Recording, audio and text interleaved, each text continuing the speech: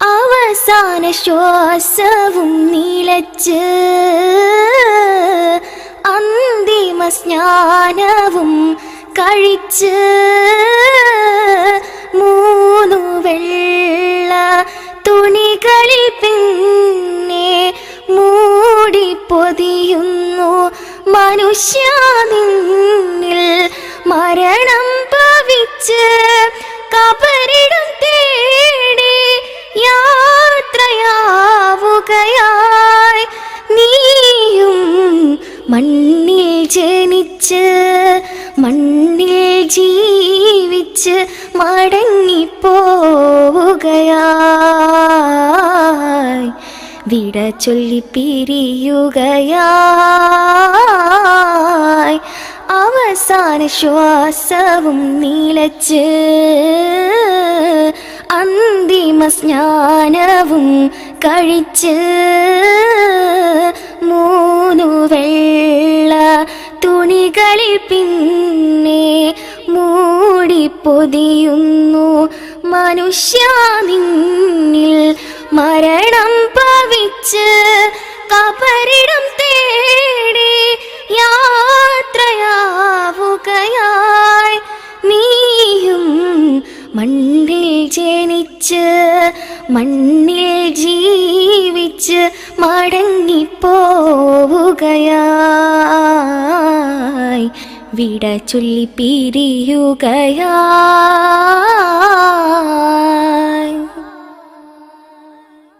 കൂടെ പോരാൻ ഇണയും തുണയും സ്നേഹിതരാരും ഇല്ല.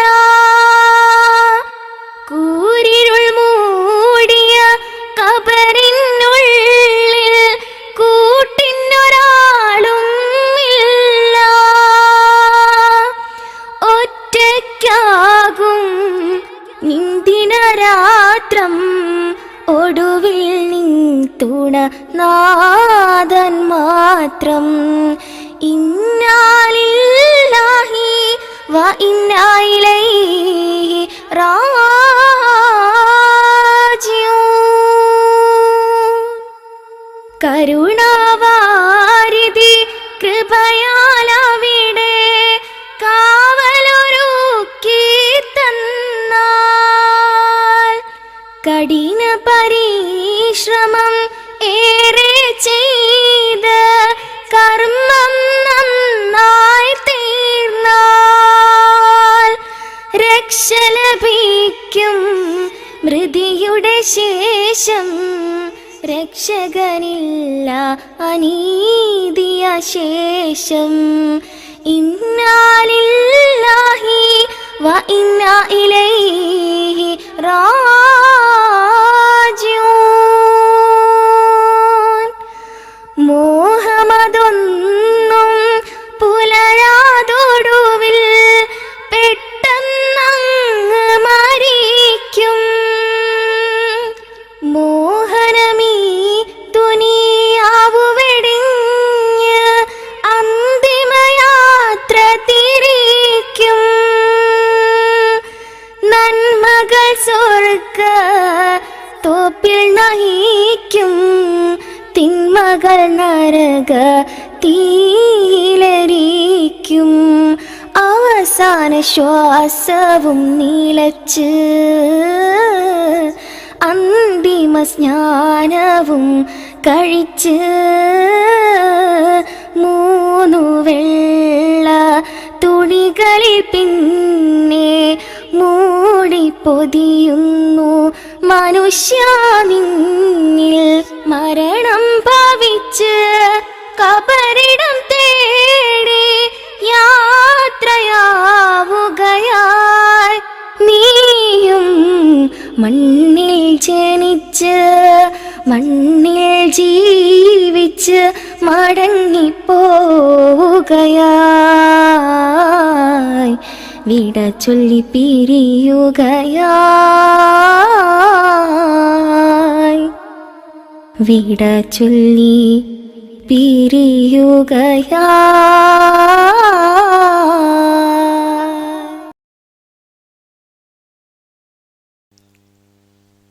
അൽഹംദുലില്ലാഹിൽ വാഹിദിൽ ഖഹാർ വസ്സലാത്തു വസ്സലാമു അലാ അഷ്റഫിൽ മുർസലീൻ വഅലാ ആലിഹി വസഹ്ബിഹി അജ്മഈൻ വമൻ തബിഅഹും ബിഹുദാ ബിഹ്സാൻ ഇലാ യൗമിദ്ദീൻ. യാ അയ്യുഹല്ലദീന ആമനു ഇത്തഖുല്ലാഹ ഹഖ്ക തുഖാതിഹി ഫലാ തമൂതുന്ന ഇല്ലാ വഅൻതും മുസ്ലിമൂൻ. നമ്മളെ മൂന്നാമത്തെ ക്ലാസ് ആരംഭിക്കുമ്പോൾ ഇത്തരത്തിലുള്ള ചില ഉപാധികളിൽ യാത്ര ചെയ്യുകയും സഞ്ചരിക്കുകയും ചെയ്തവരാണ്. കാറിലും ബസ്സിലും ട്രെയിനിലും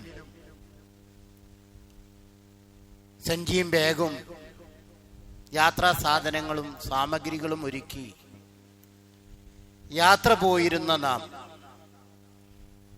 ആ യാത്രകളിൽ നിന്ന് വ്യത്യസ്തമായി ടിക്കറ്റ് ഇല്ലാതെ, റിസർവേഷനുകളില്ലാതെ, കയ്യിലെ യാത്രാ ഒരുക്കങ്ങളോ യാത്രാ സാമഗ്രികളോ ബാഗുകളോ സഞ്ചികളോ ഒന്നുമില്ലാതെ നിവർന്ന കൈകളായി യാത്രയാകുന്ന ഒരു യാത്രാ ഒരുക്കം ആ ദിനത്തെ ഓർമ്മപ്പെടുത്തുന്നതാണ്.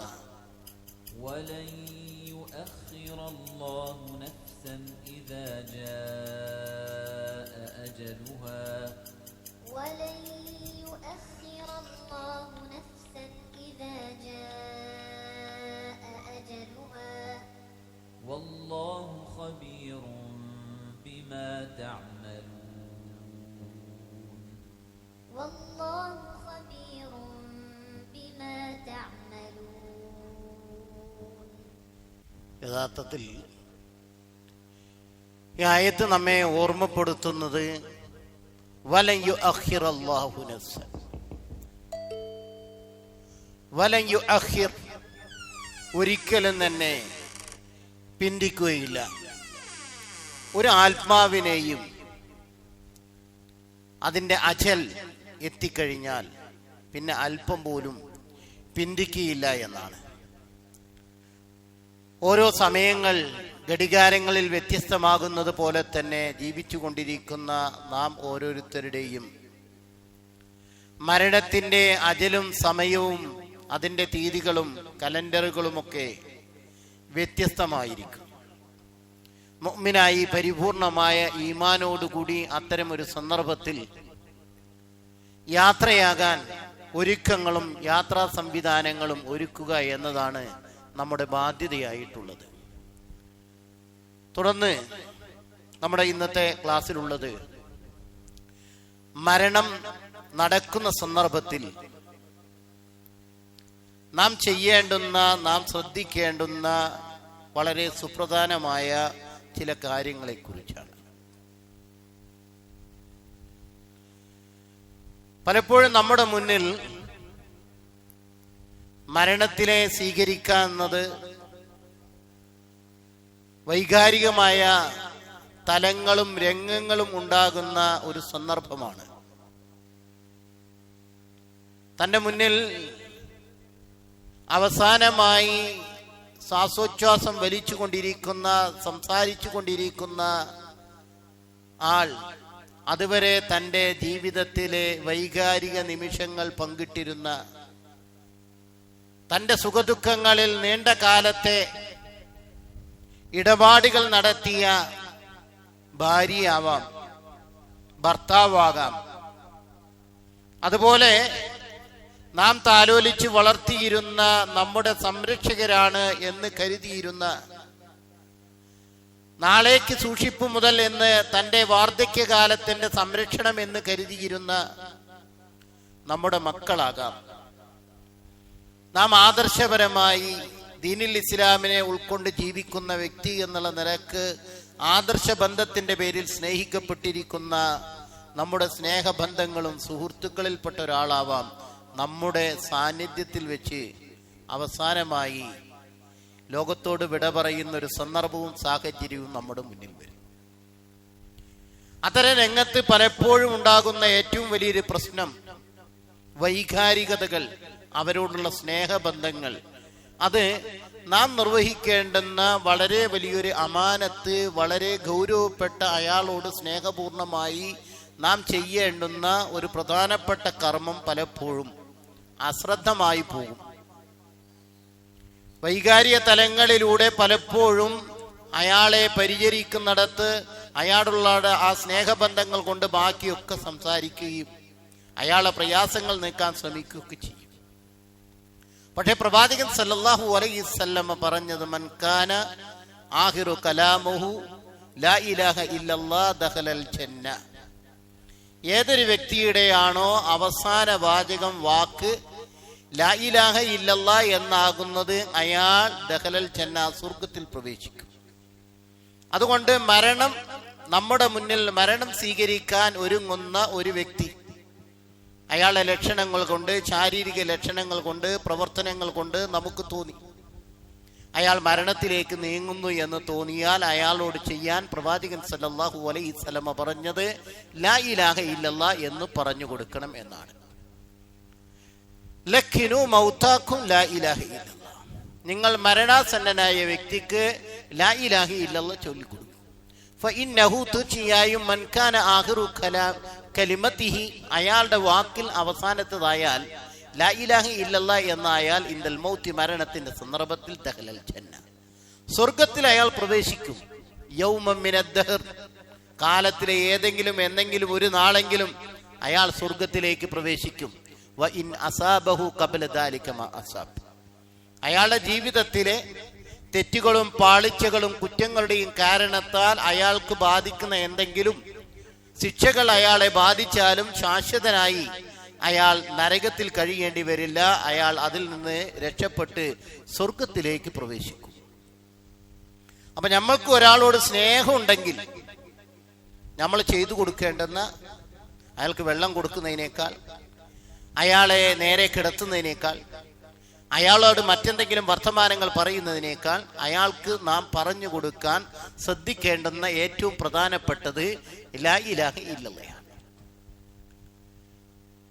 ഈ ലാ ഇലാഹ ഇല്ലല്ലാഹ് എന്ന് പറയുമ്പോൾ, ലാ ഇലാഹ ഇല്ലല്ലാഹ് എന്ന് പറയുന്നത് എന്തല്ല, നമ്മൾ സാധാരണ മയ്യത്തൊക്കെ കൊണ്ടുപോകുമ്പോൾ പലരും ചെല്ലുന്ന പോലെ ലാ ഇലാഹ ഇല്ലല്ലാഹ്, അല്ലെങ്കിൽ മരിക്കാൻ കിടക്കുന്ന ആളുടെ അടുത്ത് നിന്ന് എല്ലാവരും കൂടി വട്ടത്തിൽ നിന്ന് ചെല്ലാനുള്ള ഒരു കൽപ്പനയല്ല പ്രവാചകൻ ഇത് പഠിപ്പിച്ചത്.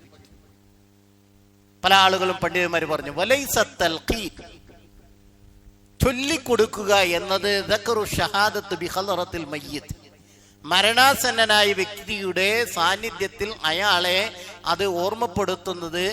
അതെന്തല്ല, വതസ്മിഉ ഇയ്യാഹു, അയാളെ കേൾപ്പിക്കൽ മാത്രമല്ല, ബൽ ഹുവ, പക്ഷേ അതാണ്, അംറുഹു ബി അൻ യഖൂലഹ, അയാളോട്, മരണാസന്നനായ വ്യക്തിയോട് പറയാൻ കൽപ്പിക്കലാണ്, അല്ലാതെ അയാളെ കേൾപ്പിക്കലല്ല.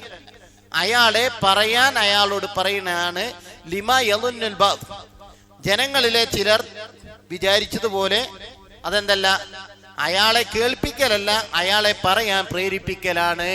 വദ്ദലീലു, അതിനുള്ള തെളിവ് ഹദീസു അനസ് റളിയല്ലാഹു അൻഹു, അനസ് റളിയല്ലാഹുവിന്റെ ഹദീസ് അതിന് തെളിവാണ്. അത് നാസറുദ്ദീൻ അൽബാനി അദ്ദേഹത്തിന്റെ അഹ്കാമുൽ ജനായിസിൽ അദ്ദേഹം എടുത്ത് ഉദ്ധരിച്ച് അതിന് ശേഷം ഈ ഹദീസ് അവിടെ കൊടുത്തിട്ടുണ്ട്. അതാണ് ഭാഗമാണ് ഇത്. എന്നിട്ട് അദ്ദേഹം ഹദീസ് കൊടുത്തു. അനസ് ബിൻ മാലിക് റളിയല്ലാഹു അൻഹു അദ്ദേഹം പറയാണ്, അന്ന റസൂലുള്ളാഹി സ്വല്ലല്ലാഹു അലൈഹി വസല്ലം ആദ റജുലൻ, നബി സല്ലല്ലാഹു അലൈഹി വസല്ലമ ഒരു രോഗിയായ വ്യക്തിയെ, മിനൽ അൻസാർ, അൻസാരികളിൽപ്പെട്ട ഒരു വ്യക്തിയെ, അദ്ദേഹം മരണാസന്നനായ അവസ്ഥയിൽ അദ്ദേഹത്തെ സന്ദർശിച്ചു. ഫഖാല, എന്നിട്ട് പ്രവാചകൻ സല്ലല്ലാഹു അലൈഹി വസല്ലം പറഞ്ഞു, യാ ഖാൽ, അമ്മാവ, ഖുൽ ലാ ഇലാഹ ഇല്ലല്ലാഹ്, താങ്കൾ ലാ ഇലാഹ ഇല്ലല്ലാഹ് എന്ന് പറയൂ. പ്രവാചകൻ കേൾപ്പിക്കുകയല്ല, പ്രവാചകൻ അദ്ദേഹത്തിനോട് പറയാൻ കൽപ്പിച്ചു. ഫഖാല, അപ്പോൾ ആ മരണാസന്നനായി കിടക്കുന്ന ആൾ പ്രവാചകനോട് ചോദിച്ചു, അഖാലിൻ അം അം, അല്ല, ഞാൻ നിങ്ങൾക്ക് അമ്മാവനാണോ അല്ല ഞാൻ നിങ്ങളുടെ പിതൃവ്യനാണോ? അപ്പോൾ വീണ്ടും പ്രവാചകൻ പറഞ്ഞു, ലാ ബൽ ഖാൽ, നിങ്ങൾ എൻ്റെ അമ്മാവനാണ്. അതുകൊണ്ട് ഫഖൈറുൽ ലീ, എനിക്ക് ഏറ്റവും നന്നായി അതാണ് താങ്കൾക്കുള്ളത്, അൻ അഖൂല, താങ്കൾ പറയുക എനിക്ക് അപ്പൊ അദ്ദേഹം ചോദിക്കുന്നു, ആ മരണാസന്നനായ വ്യക്തി ചോദിക്കണേ, ഫഖൈറുൽ ലീ, എനിക്ക് ഗുണകരമാണോ അൻ അഖൂല ലാ ഇലാഹ ഇല്ലല്ലാഹ്, ലാ ഇലാഹ ഇല്ലല്ലാഹ് എന്ന് പറയുന്നത് എനിക്ക് വേണ്ടി, എൻ്റെ നന്മയ്ക്ക് വേണ്ടിയാണോ ഞാനത് പറയുന്നത്? ഫഖാല നബി സല്ലല്ലാഹു അലൈഹി വസല്ലം, നബി സല്ലല്ലാഹു അലൈഹി വസല്ലം പറഞ്ഞു, അതെ. അപ്പൊ ആ ഹദീസിൽ നബി സല്ലല്ലാഹു അലൈഹി വസല്ലം മരണാസന്നനായ വ്യക്തിയോട് ലാ ഇലാഹ ഇല്ലല്ലാഹ് ചെല്ലാൻ കോൽ, നീ പറയൂ എന്ന് കൽപ്പിച്ചു. അയാളുടെ സംശയം, അൻസാരിയായ മരണാസന്നനായ വ്യക്തിക്ക് ഞാനത് പറയുന്നത് എൻ്റെ നന്മയ്ക്ക് വേണ്ടിയാണോ? പ്രവാചകൻ പറഞ്ഞു, അതെ. അപ്പോൾ ആ നന്മ കിട്ടണമെങ്കിൽ അയാൾ പറയുകയാണ് വേണ്ടത്, ചുറ്റും കൂടിയ ആൾക്കാർ പറയുകയല്ല. അപ്പോഴേ എന്താവുള്ളൂ, അയാളുടെ ഇതാവുള്ളൂ. അതാണ് പറഞ്ഞത്, മരണാസന്നനായ വ്യക്തി സ്വയം ലാ ഇലാഹ ഇല്ലല്ലാഹ് എന്ന് ചൊല്ലുകയാണ് വേണ്ടത്. അപ്പോഴാണല്ലോ അയാളുടെ അവസാന വാചകം അതാകുകയുള്ളൂ. കാരണം പ്രവാചകൻ പറഞ്ഞതാണല്ലോ, മൻകാന ആഖിറു കലാമുഹു ലാ ഇലാഹ ഇല്ലല്ലാഹ്, ആരുടെയാണ് അവസാനത്തെ വാക്ക് മരണത്തിന്റെ സന്ദർഭത്തിൽ ലാ ഇലാഹ ഇല്ലല്ലാഹ് ആകുന്നതെന്നാണ്. അപ്പൊ അയാളുടെ അവസാന വാക്കാണെങ്കിൽ എന്ത് ചെയ്യണം? മരണാസന്നനായ വ്യക്തി പറയണം, ലാ ഇലാഹ ഇല്ലല്ലാഹ് എന്ന് പറയൂ എന്ന് അവരെ ഓർമ്മപ്പെടുത്തുകയാണ് ചെയ്യേണ്ടത്. ഷഹാദ പറഞ്ഞു കൊടുക്കുക എന്നതാണ് തൽഖീൻ ചെയ്യുക എന്ന പദത്തിന് അർത്ഥം. ലാ ഇലാഹ ഇല്ലല്ലാഹ് എന്ന് നിങ്ങൾ ദിക്ർ ചെല്ലണമെന്നാൽ തൽഖീൻ, പറഞ്ഞു കൊടുക്കുക എന്നാണ്. അയാളെ പറഞ്ഞ് അയാളെ കേൾപ്പിച്ച് അയാളെ കൊണ്ട് ചെയ്യിക്കുക എന്നാണ്. സാധാരണ പലരും ലാ ഇലാഹ ഇല്ലല്ലാഹ് എന്നിങ്ങനെ ആവർത്തിച്ച് ചൊല്ലുക മാത്രം ചെയ്യാറാണ് പതിവ്. എന്നാൽ നബി സല്ലല്ലാഹു അലൈഹി വസല്ലമയുടെ ചര്യ ലാ ഇലാഹ ഇല്ലല്ലാഹ് എന്ന് പറഞ്ഞു കൊടുത്തുകൊണ്ട് അത് പറയാൻ ആവശ്യപ്പെടലാണ്. അതാണ് ഷെയ്ഖ് അൽബാനി ഈ ഹദീസിന്റെ അടിസ്ഥാനത്തിൽ അദ്ദേഹം സ്ഥിരപ്പെടുത്തി. അപ്പൊ അതാണ് നമ്മൾ ചെയ്യേണ്ടുന്ന ഒരു പ്രധാനപ്പെട്ട കർമ്മം. ഇടയിൽ രണ്ടാമത് അയാൾക്ക് വേണ്ടി പ്രാർത്ഥിക്കണം.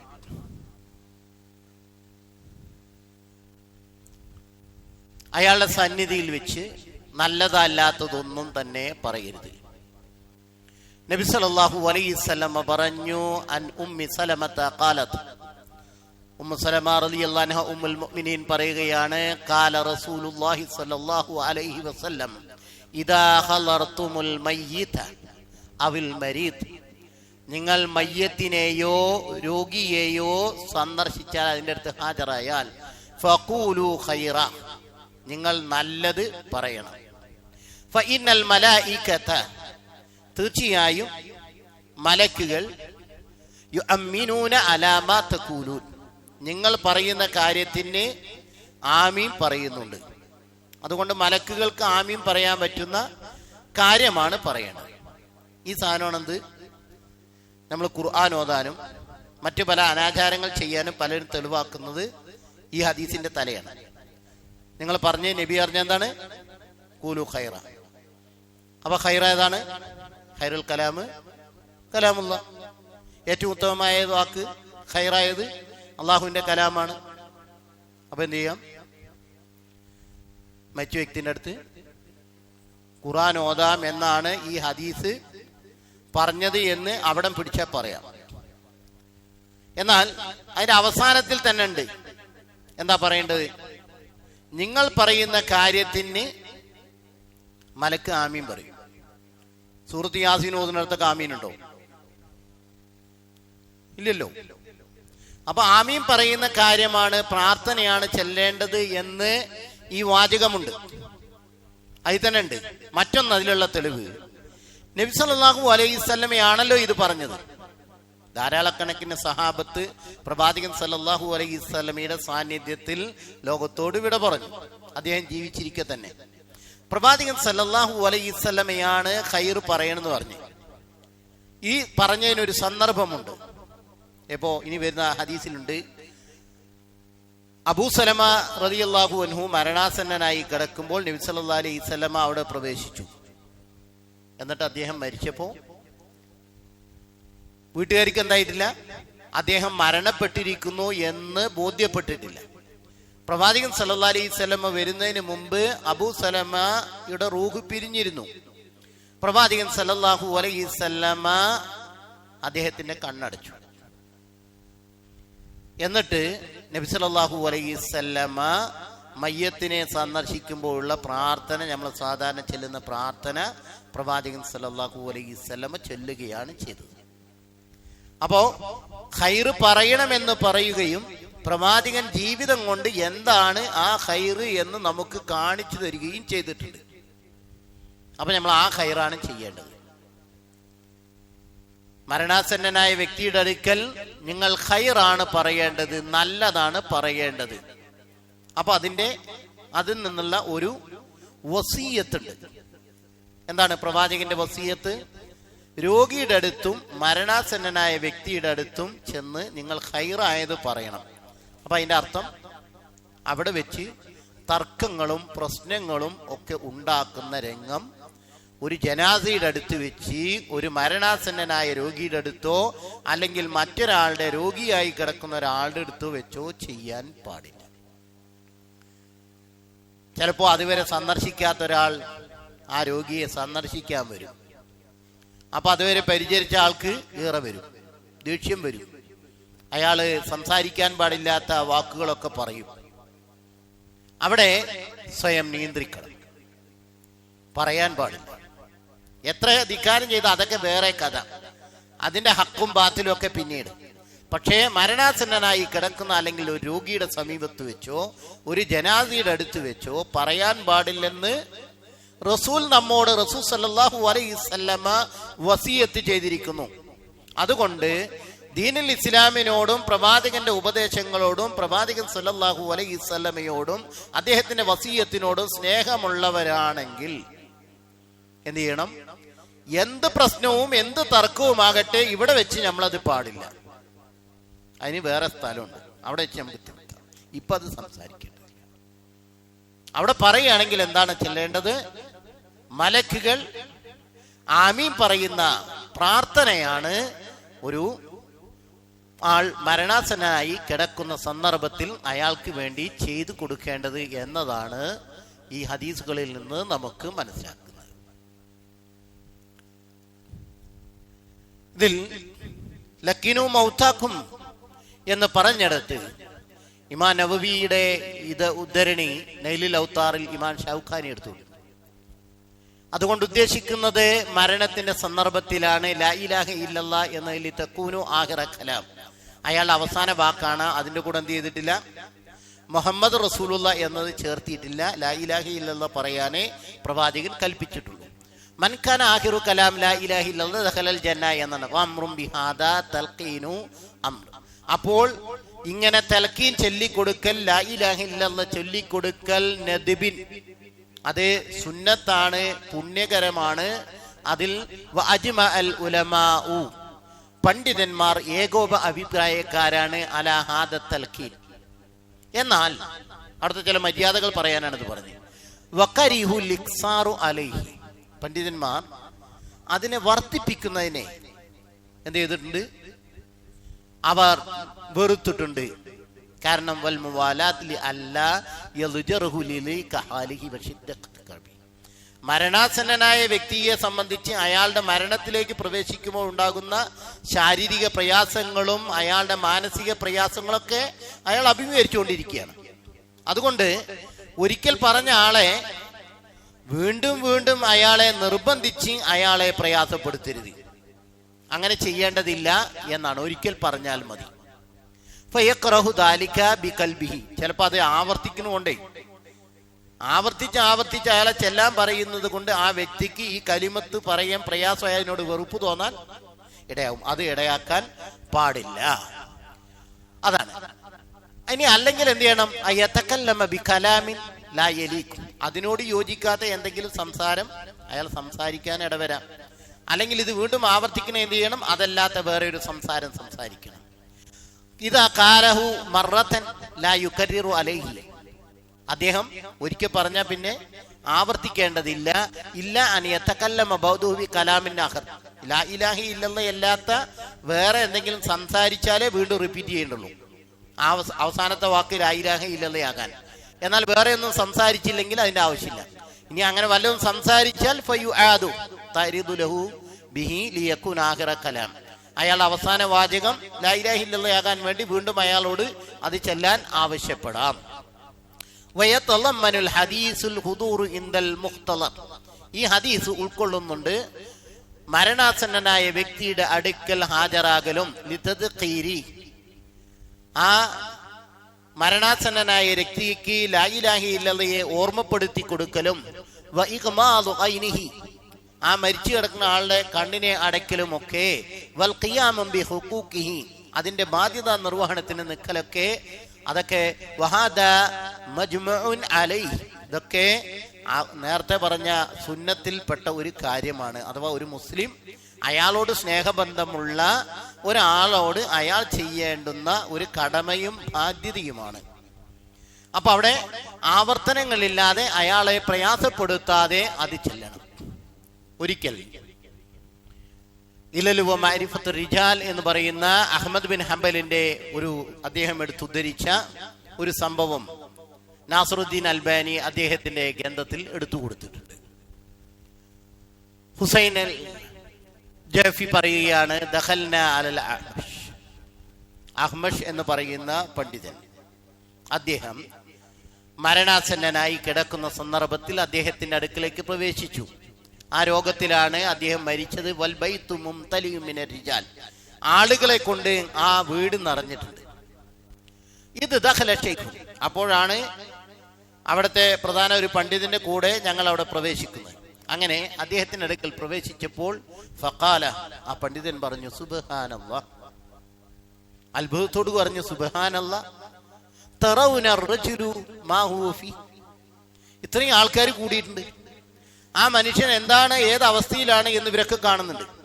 എന്നിട്ട് വലൈസ മിൻകും അഹദൻ യുലഖിനുഹു, നിങ്ങളിൽ ഒരാളും ഇല്ലല്ലോ, ഇത്രയും ആൾക്കാരുണ്ടായിട്ട് അദ്ദേഹത്തിനൊന്ന് ലാ ഇലാഹ ഇല്ലല്ലാഹ് ഒന്ന് പറഞ്ഞു കൊടുക്കാൻ, ഓർമ്മപ്പെടുത്തി കൊടുക്കാൻ ആളില്ലല്ലോ.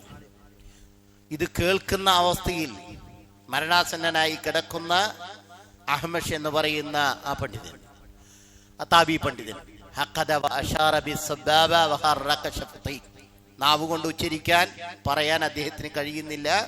അദ്ദേഹം ചൂണ്ടുവിരൽ ഉയർത്തി ആകാശത്തിലേക്ക് അദ്ദേഹത്തിന്റെ ചുണ്ടുകൾ ഇണങ്ങി. അഥവാ പണ്ഡിതനായ ആളാണ്, പക്ഷേ ഓർമ്മപ്പെടുത്തൽ ആവശ്യമായി വരും എന്നതിനാണ് പണ്ഡിതന്മാർ ഈ സംഭവം എടുത്തു കൊടുത്തിരിക്കുന്നത്. എത്ര ചെല്ലിപ്പടിച്ച ആളാണെങ്കിലും പണ്ഡിതനാണെങ്കിലും എത്ര മുത്തക്കിയായ മനുഷ്യനാണെങ്കിലും ലാ ഇലാഹ ഇല്ലല്ലാഹ് ചെല്ലുന്ന കാര്യത്തിൽ അയാൾ മറന്നു പോകാതിരിക്കാൻ അയാളെ ഓർമ്മപ്പെടുത്തുക എന്നത് അയാളോട് സ്നേഹമുള്ള മറ്റാളുകളുടെ ബാധ്യതയാണ്. അമ്മൽ ഖിറാഅത്തു സൂറത്തി യാസീൻ ഇൻദഹു, മരണാസന്നനായ വ്യക്തിയുടെ അടുക്കൽ സൂറത്ത് യാസീൻ ഓതൽ, വതവജ്ജിഹു നഹ്വൽ ഖിബ്ല, മരണാസന്നനായ രോഗിയെ കിബിലയിലേക്ക് തിരിച്ചു കിടക്കലും, ഫല യസിഹ് ഫീഹി ഹദീസ്, ആ കാര്യത്തിൽ ഒരു ഹദീസും സഹീഹായി വന്നിട്ടില്ല. മരിച്ചയാളെ അല്ലേ കിബിലയ്ക്ക് നേരെ തിരിച്ചു കിടത്തുന്നത്, രോഗിയെ കിബിലയ്ക്ക് നേരെ തിരിച്ചു കിടത്തണമെന്ന് ഹദീസ് കൊണ്ട് സ്ഥിരപ്പെട്ടില്ല. അതുപോലെ തന്നെ സൂറത്ത് യാസീൻ, ബൽ ഖരിഹ സഈദ് ബിൻ മുസയ്യിബ്, എന്നാൽ കിബിലയ്ക്ക് നേരെ തിരിച്ചു കിടത്തുന്നതിനെ താബി പണ്ഡിതനായിരിക്കുന്ന സഈദ് ബിൻ മുസയ്യിബ് അദ്ദേഹം അതിനെ വെറുത്തിരിക്കുന്നു. വഖാല, എന്നിട്ട് അദ്ദേഹം ചോദിക്കുകയും ചെയ്തു, അലൈസൽ മയ്യിത്തു ഇംറഅൻ മുസ്ലിമൻ, മുസ്ലിമായ മനുഷ്യൻ അയാൾ അലൈസൽ മയ്യിത്ത്, മയ്യിത്ത് ഇംറഅൻ മുസ്ലിമൻ, അയാൾ മരിച്ച മയ്യിത്തായാൽ തന്നെ അയാൾ എന്തൊരു മുസ്ലിം അല്ലേ എന്ന് ചോദിക്കുകയാണ് സഈദ് ബിൻ മുസയ്യിബ് ചെയ്തത് എന്നാണ്. അവിടെ സഈദ് ബിൻ മുസയ്യിബിന്റെ സംഭവം ഈ മുസന്നഫിൽ ഇങ്ങനെ കാണാം. ഈ സുറഅത്ത് ബിൻ അബ്ദുറഹ്മാൻ എന്ന് പറയുന്ന പണ്ഡിതൻ താബീനെ കണ്ട തബഉ താബിയാണ്. അദ്ദേഹം പറയുകയാണ്, അന്നഹു ഷഹിദ സഈദ് ബിൻ മുസയ്യിബ് ഫീ മർലിഹി വ ഇൻദഹു അബൂ സലമ തബിന് അബ്ദുറഹ്മാൻ, അവിടെ അബൂ സലമത്ത് ബിൻ അബ്ദുറഹ്മാൻ ഉണ്ട്. ആ സന്ദർഭത്തിൽ അവിടെ പ്രവേശിച്ചു. ഫഖുഷിയ അല സഈദ്, അപ്പൊ താബിയായ സഈദ് ബിൻ മുസയ്യിബ് ബോധരഹിതനായി. ഫഅമറ അബൂ സലമ, അപ്പൊ അവിടെ ഉണ്ടായിരുന്ന ഒരു അറിവും ബോധമൊക്കെ ഉണ്ടായിരുന്ന ഒരാളാണ് അബൂ സലമ. അദ്ദേഹം പറഞ്ഞു അൻ യുഹവ്വിലു ഫിറാശഹു ഇലൽ ഖഅബ. ഈ സഈദ് ഇബ്നു മുസയ്യിബ് മരിച്ചു എന്ന് വിചാരിച്ചിട്ട് അദ്ദേഹത്തിന്റെ കിടക്കുന്ന വിരിപ്പ് അത് കിബിലയ്ക്ക് നേരെ തിരിക്കാൻ പറഞ്ഞു. അത് ചെയ്തതിന് ശേഷം അഫാഖ, അയാൾ മരിച്ചിട്ടില്ല, സഈദ് ഇബ്നു മുസയ്യിബ് അദ്ദേഹം ബോധം തിരിച്ചു കിട്ടി. ഫഖാല, അപ്പോൾ അദ്ദേഹം പറഞ്ഞു ഹവ്വൽതും ഫിറാശി, നിങ്ങൾ എൻ്റെ വിരിപ്പിനെ തിരിച്ചുവോ? ഫഖാലു, അവർ പറഞ്ഞു നഅം, അതെ. ഫനളറ ഇലാ അബീ സലമ. അപ്പൊ അദ്ദേഹം അബ്ദുറഹ്മാൻ ബിൻ അബൂ സലമിലേക്ക് നോക്കി. ഇത് ചെയ്യാനും കൽപ്പിക്കാനൊക്കെ പറ്റുന്ന ഒരാള് ഇയാളാണ്. അദ്ദേഹത്തിനോട് ഖാല അറാഹു അമലക്, എന്നിട്ട് അദ്ദേഹം പറയുകയും ചെയ്തു ഇത് നിന്റെ പണിയായിരിക്കില്ലേ എന്ന്.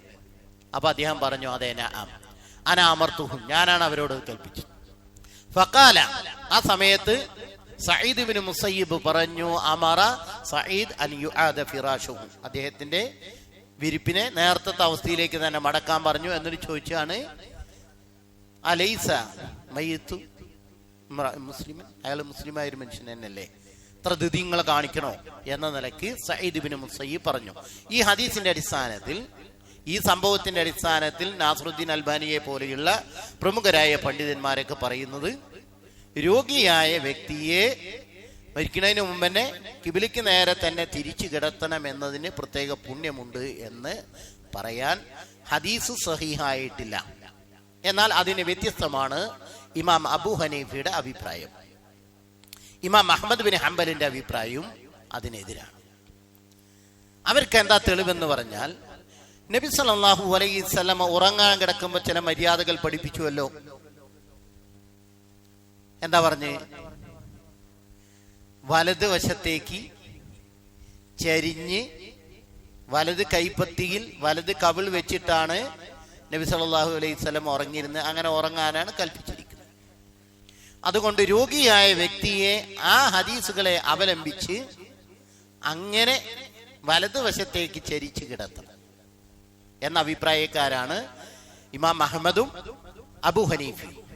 എന്നാൽ അതിനെന്തില്ല, അയാള് കിബിലയ്ക്ക് നേരെ തിരിഞ്ഞു കിടക്കണമെന്നില്ല. കിടക്കുമ്പോൾ വലതുവശത്തേക്ക്, അയാളുടെ വലതുവശത്തേക്ക് ചരിഞ്ഞു കിടക്കണമെന്നാണ് അവരുടെ ഖിയാസ്. അവരുടെ താരതമ്യ പഠനം ഉറക്കം എന്നതും എന്താണ്, ഒരു മരണമാണ് എന്ന് ആയത്തുകൾ കൊണ്ടും ഹദീസുകൾ കൊണ്ടും വന്നിട്ടുണ്ടല്ലോ.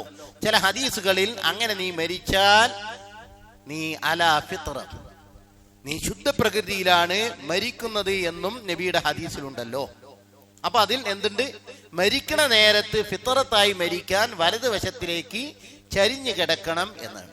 എന്നാ പണ്ഡിതന്മാർ പറയുന്നത് മരണാസന്നനായ രോഗിയെ വലതുവശത്തേക്ക് തന്നെ ചരിഞ്ഞു കിടത്തണം എന്ന് നിർബന്ധിക്കാവുന്നതല്ല. കാരണം അതൊരു നിർബന്ധ കൽപ്പനയല്ല. ഉറങ്ങണ നേരത്തെ ഉറങ്ങിക്കിടന്നാലോ, പിന്നെ ഇങ്ങോട്ട് തിരിഞ്ഞു കിടക്കാലോ എന്നൊക്കെ അതിന് മറു സംസാരങ്ങളും പണ്ഡിതന്മാർ രേഖപ്പെടുത്തിയിട്ടുണ്ട്.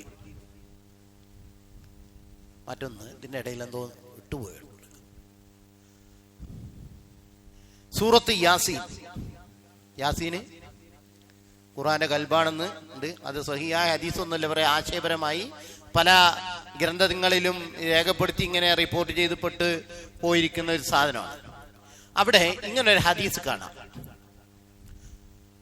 റുവൈന സുനൻ അബീ ദാവൂദ് ഇബ്നു മാജിൽ അൻ മഅക്കൽ ഇബ്നു യാസിർ ഖാല ഖാല നബി സല്ലല്ലാഹു അലൈഹി വസല്ലം എന്ന് പറഞ്ഞിട്ട് ഇഖ്റഉ യാസീൻ അലാ മൗതാക്കും, നിങ്ങളുടെ മരണാസന്നനായ ആളുകൾക്ക് യാസീൻ ഓതി. മരിച്ചതിന് ശേഷം ഓതാനും തന്നെയാണ് തെളിവ്, മരിക്കുന്നതിന് മുമ്പ് ഓതാനും ഈ ഹദീസ് തന്നെയാണ് തെളിവ്. ഇത് ഇമാം നബവിയുടെ ഭാഗത്ത് നിന്ന് നമ്മൾ റിപ്പോർട്ട് ചെയ്തതാണ്, ഇമാം നബവിയുടെ അൽ അദ്കാറിൽ നിന്ന്. അപ്പൊ അദ്ദേഹം അവിടെ കൊടുത്തപ്പോൾ പറഞ്ഞു ഖുൽതു, ഞാൻ പറയുന്നു ഇസ്നാദുഹു ദഈഫ്, ഇതിന്റെ സനദ് ദഈഫാണ്, സ്വീകാര്യയോഗ്യമായ പരമ്പരയല്ല. ഫീഹി മജ്ഹൂലാൻ, ഇതിൽ ആരാണ് എന്നറിയാത്ത അവ്യക്തരായിട്ടുള്ള ഈ ഹദീസിന്റെ റിപ്പോർട്ടർമാരിൽ രണ്ടാളുകളുണ്ട്. അത് ഈ ഹദീസിന്റെ ദുർബലതയുടെ കാരണമാണ്. പക്ഷെ അദ്ദേഹം പറഞ്ഞില്ല അഖിൽ ലം യുദാഫ് അബൂ ദാവൂദ്. പക്ഷേ ഈ കാര്യങ്ങൾ കൊണ്ട് ഈ ഹദീസിനെ അബൂ ദാവൂദ് ലഈഫാക്കിയിട്ടില്ല. എന്നാൽ പണ്ഡിതന്മാരൊക്കെ ഇതിന്റെ ദൗഫുകൾ പിൽക്കാലത്ത് അതിനെ പരിശോധിക്കുകയും അതിന് സ്വീകാര്യയോഗ്യമായ ഒരു ഹദീസ് അല്ല എന്ന് പറയുകയും ചെയ്തിട്ടുണ്ട്. അപ്പോൾ യാസീനോ അല്ലെങ്കിൽ ഖുർആനിൽ നിന്ന് ഏതെങ്കിലും ഓതാൻ പ്രത്യേകമായി നബി സല്ലല്ലാഹു അലൈഹി വസല്ലമ എന്ത് ചെയ്തിട്ടില്ല? മരണാസന്നനായ വ്യക്തിയോ മരിച്ചതിന് ശേഷമോ ചെയ്യാൻ ഖുർആനിൽ നിന്ന് പറഞ്ഞിട്ടില്ല. ഇതിൽ മറ്റൊരു കാര്യം, ഇവിടെ നമ്മൾ നേരത്തെ പറഞ്ഞതുമായി ബന്ധപ്പെട്ട് ഒരു മരണാസന്നനായി കിടക്കുന്ന ഒരു വ്യക്തി, രോഗത്തിലുള്ള ഒരാൾ, ഒരു അമുസ്ലിമാണെന്ന് വെക്കുക, അയാളെ സന്ദർശിക്കാൻ പറ്റുമോ? അയാളെ സന്ദർശിക്കാം. സാഹചര്യവും സന്ദർഭവും ഒക്കെ ഉണ്ടെങ്കിൽ അയാളെ ഇസ്ലാമിലേക്ക് വരാനും പറയാം. അനസ് റളിയല്ലാഹു അൻഹു പറയുന്നു, കാന ഗുലാമൻ യഹൂദിയൻ യഖ്ദുമു നബിയ്യൻ, നബി സല്ലല്ലാഹു അലൈഹി വസല്ലമയ്ക്ക് സേവനം ചെയ്യുന്ന യഹൂദി ഉണ്ടായിരുന്നു. നമ്മൾ പലയിടത്തും ബറാവു ബലാഗൊക്കെ പറഞ്ഞിട്ടേ മറ്റാളിനെ സ്റ്റേജിമേ കയറ്റിയിരുത്തി ഇയാളെ ആദരിച്ചു എന്നൊക്കെ പറഞ്ഞ് ഭയങ്കര പ്രയാസം ആയിട്ട് പലരും പറയുന്നുണ്ട്.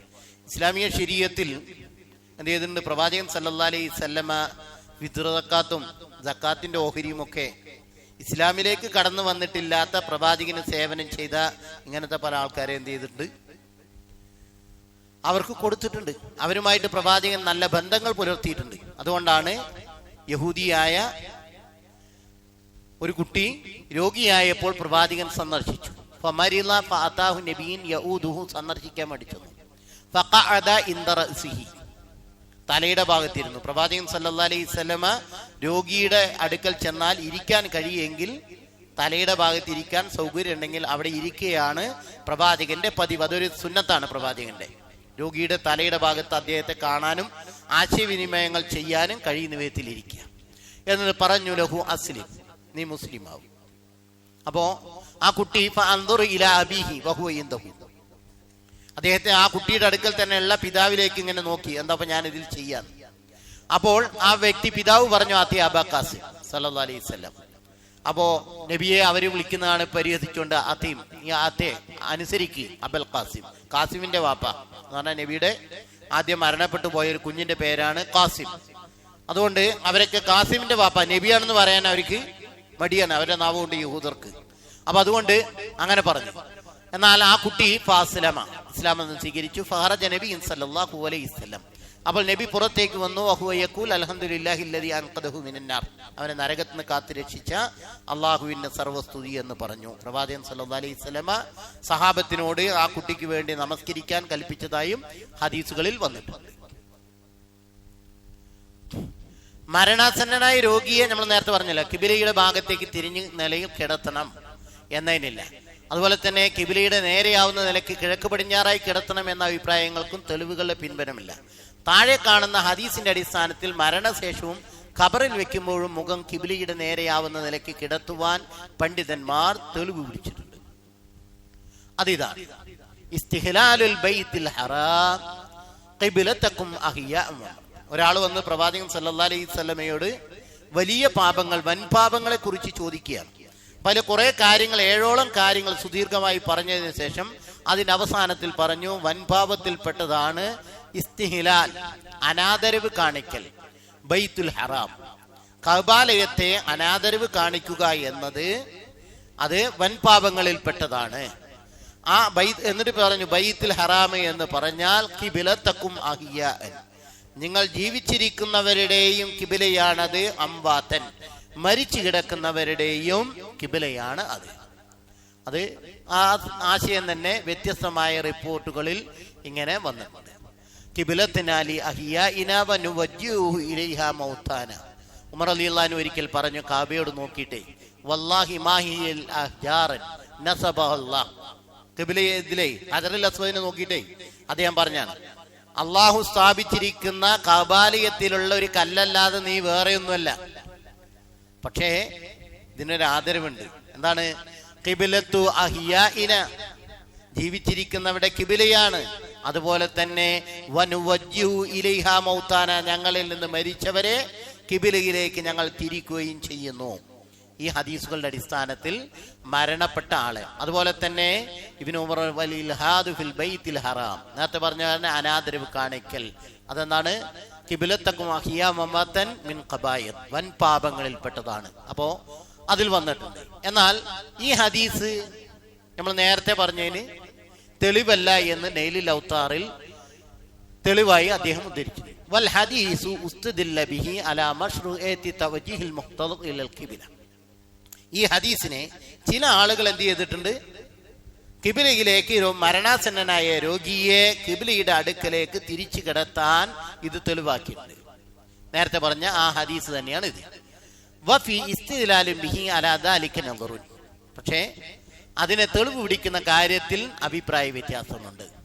ലിഅന്ന, എന്തുകൊണ്ടെന്നാൽ മുറാദും ബി ഖൗലി അഹിയാഇൻ ഇൻദ സ്വലാത്ത്, ജീവനുള്ള അവസ്ഥയിൽ എന്ന് പറഞ്ഞാൽ നമസ്കാരത്തിനാണ് കിബിലയ്ക്ക് നേരെ തിരിയുന്നത്. വ അംബാതൻ ഫിൽ ലഹ്ദി, മരിച്ച അവസ്ഥയിലാണെന്ന് പറഞ്ഞാലോ ഖബറിൽ കൊണ്ടുപോയി ലഹദിൽ വെക്കുന്ന സമയത്താണ്. വൽ മുഖ്തദറു ഹയ്യൻ, എന്നാൽ രോഗാസന്ന മരണാസന്നനായ വ്യക്തി ഹയ്യാണ്, ജീവിച്ചിരിക്കുന്നവനാണ്. പക്ഷേ ഗൈറു മുസല്ലി, നിസ്കാരത്തിലല്ല അയാൾ.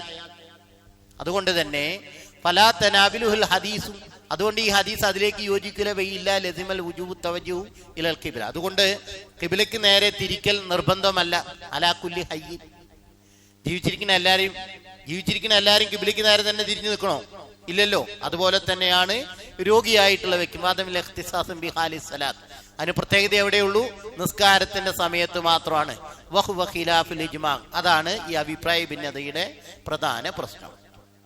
എന്നാൽ നമ്മളിപ്പോൾ ഒരാളെ കിടത്തിക്കാൻ നിൽക്കുക, കിബിലിക്ക് നേരെ മരണാസന്നനായ ഒരു വ്യക്തിയാണെന്ന് പറഞ്ഞ് വീട്ടിലുള്ള അവിടെ സൗകര്യമുണ്ട്, ഒരാളെ കിബിലിക്ക് നേരെ തിരിച്ചു കിടത്തിയിട്ടുണ്ട്. നമ്മളവിടെ ചെന്ന് അയാളെ അവിടെ നിന്ന് മാറ്റി കിടത്തണോ? അതിന് സൗകര്യം ഉണ്ടെങ്കിൽ എന്ത് ചെയ്യാം, അങ്ങനെ കിടത്താം. പക്ഷെ അതിന് അസൗകര്യമൊക്കെ ആണെങ്കിലും ഇയാൾ മരണാസന്നനായ വ്യക്തിയെ കിബിലേക്ക് തന്നെ തിരിച്ചു കിടത്തണമെന്ന് പറയാൻ പ്രമാണങ്ങളൊന്നുമില്ല എന്നതാണ് ഇത്തരം തെളിവുകൾ വെച്ചുകൊണ്ട് ഇതിനെയൊക്കെ കൂട്ടിയോജിച്ച് പണ്ഡിതന്മാർ അഭിപ്രായം പറഞ്ഞിട്ടുള്ളത്. അപ്പൊ മരണം സംഭവിച്ചാൽ എന്നതിലേക്ക് നീങ്ങുന്നതിന് മുമ്പ് നമ്മള് തൽഖീദ് ലാ ഇലാഹ ഇല്ലല്ലാഹ് ചൊല്ലിക്കൊടുക്കുന്ന സന്ദർഭത്തിലും കിബിലയിലേക്ക് തിരിച്ചു കിടത്തുന്ന സന്ദർഭങ്ങളിലുമൊക്കെ ശ്രദ്ധിക്കപ്പെടേണ്ടെന്ന് പ്രധാനപ്പെട്ടത് പ്രവാചകൻ സല്ലല്ലാഹു അലൈഹി വസല്ലമയുടെ മരണത്തെ മുന്നിൽ വെച്ച് നമ്മൾ മനസ്സിലാക്കേണ്ടുന്ന ചില കാര്യം. പ്രവാചകൻ സല്ലല്ലാഹു അലൈഹി വസല്ലമ ആയിഷ റളിയല്ലാഹു അൻഹയുടെ മടിയിൽ തലവെച്ച് നെഞ്ഞിന്റെയും മാറിടത്തിന്റെയും വയറിന്റെയും ഇടയിൽ നബി സല്ലല്ലാഹു അലൈഹി വസല്ലമ തലവെച്ചിട്ടാണ് ലോകത്തോട് വിട പറഞ്ഞത്. ആ സന്ദർഭത്തിൽ പ്രവാചകൻ സല്ലല്ലാഹു അലൈഹി വസല്ലമയുടെ അടുത്തായി ഒരു കൂജയിൽ വെള്ളമുണ്ടായിരുന്നു. മരണാസന്നനാകുന്ന പ്രവാചകൻ സല്ലല്ലാഹു അലൈഹി വസല്ലമ അതിലേക്ക് തന്റെ കൈ പ്രവേശിക്കും, എന്നിട്ട് അതുകൊണ്ട് മുഖം തടവുമായിരുന്നു. എന്നിട്ട് പ്രവാചകൻ സല്ലല്ലാഹു അലൈഹി വസല്ലമ പറയുമായിരുന്നു, ഇന്നലിൽ മൗതി ലസഖറാത്ത്, തീർച്ചയായും മരണത്തിന് വേദനയുണ്ട്. അപ്പൊ മരണത്തിന് വേദനയുണ്ട്, അതിന്റെ പ്രയാസങ്ങൾ ഉണ്ടാകും, ദാഹമുണ്ടാകാം. അപ്പോ ദാഹമുള്ള ആൾക്ക് എന്ത് ചെയ്യണം? വെള്ളം കൊടുക്കണം. അപ്പൊ നമ്മൾ വെള്ളം കൊടുക്കുകയാണെങ്കിൽ വെള്ളം ചോദിച്ചാൽ എന്ത് ചെയ്യും? എന്ത് കൊടുക്കും? ഗ്ലാസ്സിൽ കൊടുക്കും. മരണാസന്നനായ വ്യക്തിക്ക് അല്ലെങ്കിൽ അത്തരം ഒരു സാഹചര്യത്തിൽ ഒരു ഗ്ലാസ്സിൽ നിന്ന് വെള്ളം കുടിക്കാവുന്ന അവസ്ഥയിലാവൂല അയാൾ. മിക്കവാറും അയാൾ എങ്ങനെയായിരിക്കും? മരണാസന്നനായ വ്യക്തി നമ്മൾ ചാരി ഇരുത്തിയാൽ പോലും അയാൾക്ക് അങ്ങനെ ഇരിക്കാനുണ്ടാവില്ല. അയാളെ കിടത്തിയിരിക്കുകയാണെങ്കിൽ തന്നെ എന്തായിരിക്കും? അയാളെ കൈകാലുകൾ അങ്ങോട്ടും ഇങ്ങോട്ടും ചലിപ്പിച്ച് നമ്മൾ എത്ര ശരിയാക്കി വെച്ചാലും അയാൾ കിടക്കുന്ന അവസ്ഥയിലാവില്ല.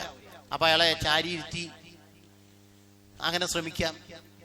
വെള്ളം ഒരു സ്പൂണിലോ, വളരെ അവശമായ ഒരു അവസ്ഥയിലാണ് മരണത്തെ സമീപിക്കുന്നതെങ്കിൽ നമ്മൾ സ്പൂണിൽ കൊടുത്താലും എന്താവൂല, വെള്ളം സ്വീകരിക്കാൻ അയാൾക്ക് കഴിയൂല.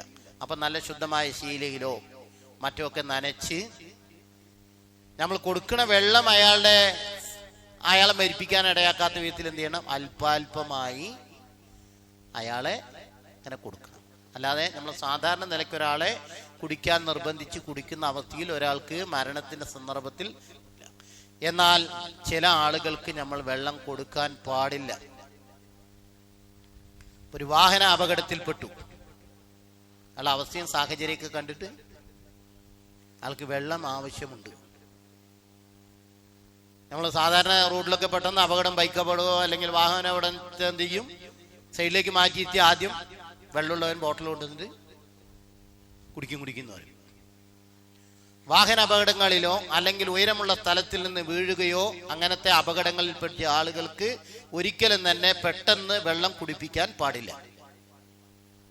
അയാൾക്ക് വലിയ അപകടമൊന്നുമില്ലെങ്കിൽ ചിലപ്പോൾ ആ വെള്ളം വലിയ അപകടം ഉണ്ടാക്കും. കാരണം നമ്മളെ തലയിലോ മൂക്കിലോ ശ്വാസോച്ഛ്വാസം നടക്കുന്നതിന് ഇടയിൽ വായന്റെ ഇടയിലൊക്കെ എവിടെയെങ്കിലും ഒരു ചെറിയൊരു പൊട്ടൽ അത് ചെറുതായിട്ട് ബ്ലഡ് വരുന്നൊരവസ്ഥയുണ്ടെങ്കിൽ ഈ കൊടുക്കുന്ന വെള്ളവും ആയി ചെന്ന് ശ്വാസ തടസ്സം ഉണ്ടാക്കാൻ അത് കട്ടിയായി അത് മുഖേന അയാൾ മരിക്കാൻ ഇടയാവും. അതുകൊണ്ട് അങ്ങനത്തെ ഒരാളാണെങ്കിൽ അയാൾ സംസാരിക്കുന്നുണ്ട്, അയാളോട് കാർക്കിച്ച് തുപ്പാൻ പറയാം. ഇനി അയാൾക്ക് അത്രയും അത്യാവശ്യമാണെന്നെങ്കിൽ ചുണ്ട് നനയുന്ന വിധത്തിൽ അല്പാൽപമായി ഇതിൻ്റെ ബോട്ടലിൻ്റെ ഇത് മൂടിയിലോ അല്ലെങ്കിൽ അതുപോലെ സ്പൂണിലോ അല്ലെങ്കിൽ ഒരു ഗ്ലാസ്സിലാണെങ്കിലും അല്പാൽപമായി ഇങ്ങനെ അയാളുടെ ചുണ്ട് നനച്ചു കൊടുക്കാനല്ലാതെ ഒന്നായിട്ട് അയാൾക്ക് ഒരു അപകടത്തിൽപ്പെട്ട ഒരാൾ പെട്ടെന്ന് വീഴുകയോ അങ്ങനത്തെ ഒരു അപകടത്തിൽപ്പെടുകയൊക്കെ ചെയ്ത ഒരാൾക്ക് പെട്ടെന്ന് കൊടുക്കാൻ പാടില്ല. അത് ആരോഗ്യശാസ്ത്രപരമായിട്ട് ഒരു സുരക്ഷ ഇതാണ്. കാരണം ചിലപ്പോൾ ആ വെള്ളമായിരിക്കും തടസ്സം. അല്ല, അയാൾ കുറച്ചു നേരം നടന്നു, ചിലർ ഈ അപകടത്തിൽപ്പെട്ട അവസ്ഥയിൽ അയാൾ എഴുന്നേൽക്കും നടക്കുകയൊക്കെ ചെയ്യും. അടുത്ത നിമിഷത്തിൽ എന്ത് ചെയ്യും? അയാളുടെ ബ്ലഡ് മൊത്തം അയാൾ അങ്ങോട്ട് ഛർദ്ദിക്കും. ഞാൻ നേർക്ക് ഒരു വെള്ളിയാഴ്ച ജുമാക്ക് പോകുന്ന സമയത്ത് പത്രിപ്പാലിൽ വെച്ച് കണ്ടിരുന്നു. ഗൾഫിൽ നിന്ന് വന്ന് തൻ്റെ പുതിയ വീടുണ്ടാക്കിയതിലെ ടാപ്പ് വാങ്ങാൻ വേണ്ടി റോട്ടിലേക്ക് വന്ന ആളാണ്. അയാൾ റോട്ടിലേക്ക് കയറി വരുമ്പോൾ എൻ്റെ തൊട്ട് മുന്നിലുള്ള ഒരു ടിപ്പറിൽ വന്ന് അയാൾ അടിച്ചു. വീണിടത്തിൽ നിന്ന് അയാൾ സ്വയം എഴുന്നേറ്റു. ആംബുലൻസ് വരാൻ പറഞ്ഞു. അപ്പോൾ അയാൾ സംസാരിക്കുന്നുണ്ട്. പക്ഷെ ആംബുലൻസ് അടുത്തെത്തിക്കൊണ്ടിരിക്കുന്ന സമയത്ത് അയാൾ തല കറങ്ങുന്ന പോലെ ഇങ്ങനെ പറഞ്ഞിങ്ങനെ അപ്പോൾ തന്നെ നന്നായിട്ട് ബ്ലഡ് പുറത്തേക്ക് ഛർദ്ദിച്ചു. അതോടുകൂടിയിട്ട് ആൾ മരിച്ചു. അങ്ങനെയൊക്കെ ഈ അപകടം ഉണ്ടായ ആളിനെ നമ്മൾ കാണുമ്പോൾ പെട്ടെന്ന് എന്ത് ചെയ്യില്ല, വലിയ ഗൗരവമായി തോന്നൂല. അത് ഉള്ളിൽ ചിലപ്പോൾ എന്ത് ചെയ്യുന്നുണ്ടാവും, വലിയ പരിക്കുണ്ടാവും. അപ്പം അതുകൊണ്ട് നമുക്ക് ചെയ്യാവുന്ന ഇത്തരം കാര്യങ്ങളിലൊക്കെ വളരെ ശ്രദ്ധാപൂർവമാണ് ഇടപഴകേണ്ടത്. എന്നാൽ സാധാരണ നിലയ്ക്ക് നമ്മളെ വീട്ടിൽ കിടന്ന് മരിക്കുന്ന ഒരാൾക്കും മരണാസന്നനായ അവസ്ഥയിൽ അവർക്ക് ദാഹമുണ്ടാകും, അവർക്ക് വെള്ളം കൊടുക്കാം. പക്ഷെ ആ കൊടുക്കുന്ന സമയത്ത് നമുക്കൊരു സാധാരണ നിലയിൽ അവരെ വെള്ളം കൊടുക്കാനും ഇതിനൊക്കെ അവിടെ ശ്രദ്ധിക്കേണ്ടതുണ്ട് എന്നതാണ് ഈ സന്ദർഭത്തിൽ ഓർമ്മപ്പെടുത്തിയത്. മരണം സംഭവിച്ചാൽ ഇനി എന്തൊക്കെ ചെയ്യണം? ഒന്ന്, മയ്യത്തിന്റെ കണ്ണടയ്ക്കണം. മലം മൂത്രം എന്നിവ പുറത്തു വന്നിട്ടുണ്ടെങ്കിൽ വസ്ത്രങ്ങൾ നീക്കിയ ശേഷം ശുദ്ധീകരിക്കുക. അങ്ങനെ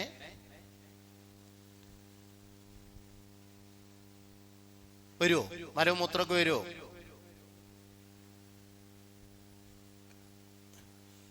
നമ്മളെ മനുഷ്യൻ ഏൽക്കുന്ന സാധാരണ പറയാറുള്ളത് പ്രസവ വേദനയാണെന്നാണ്. ഏറ്റവും വലിയ മനുഷ്യരുടെ ജീവിതത്തിൽ അനുഭവിക്കുന്ന വേദനകളിലെ. എന്നാൽ മരണം അതിനേക്കാൾ അപ്പുറത്തുള്ള ഒരു വേദനയാണ്. അതുകൊണ്ട് തന്നെ അയാളുടെ ശരീരത്തിൽ നിന്ന് എന്ത് ചെയ്യും?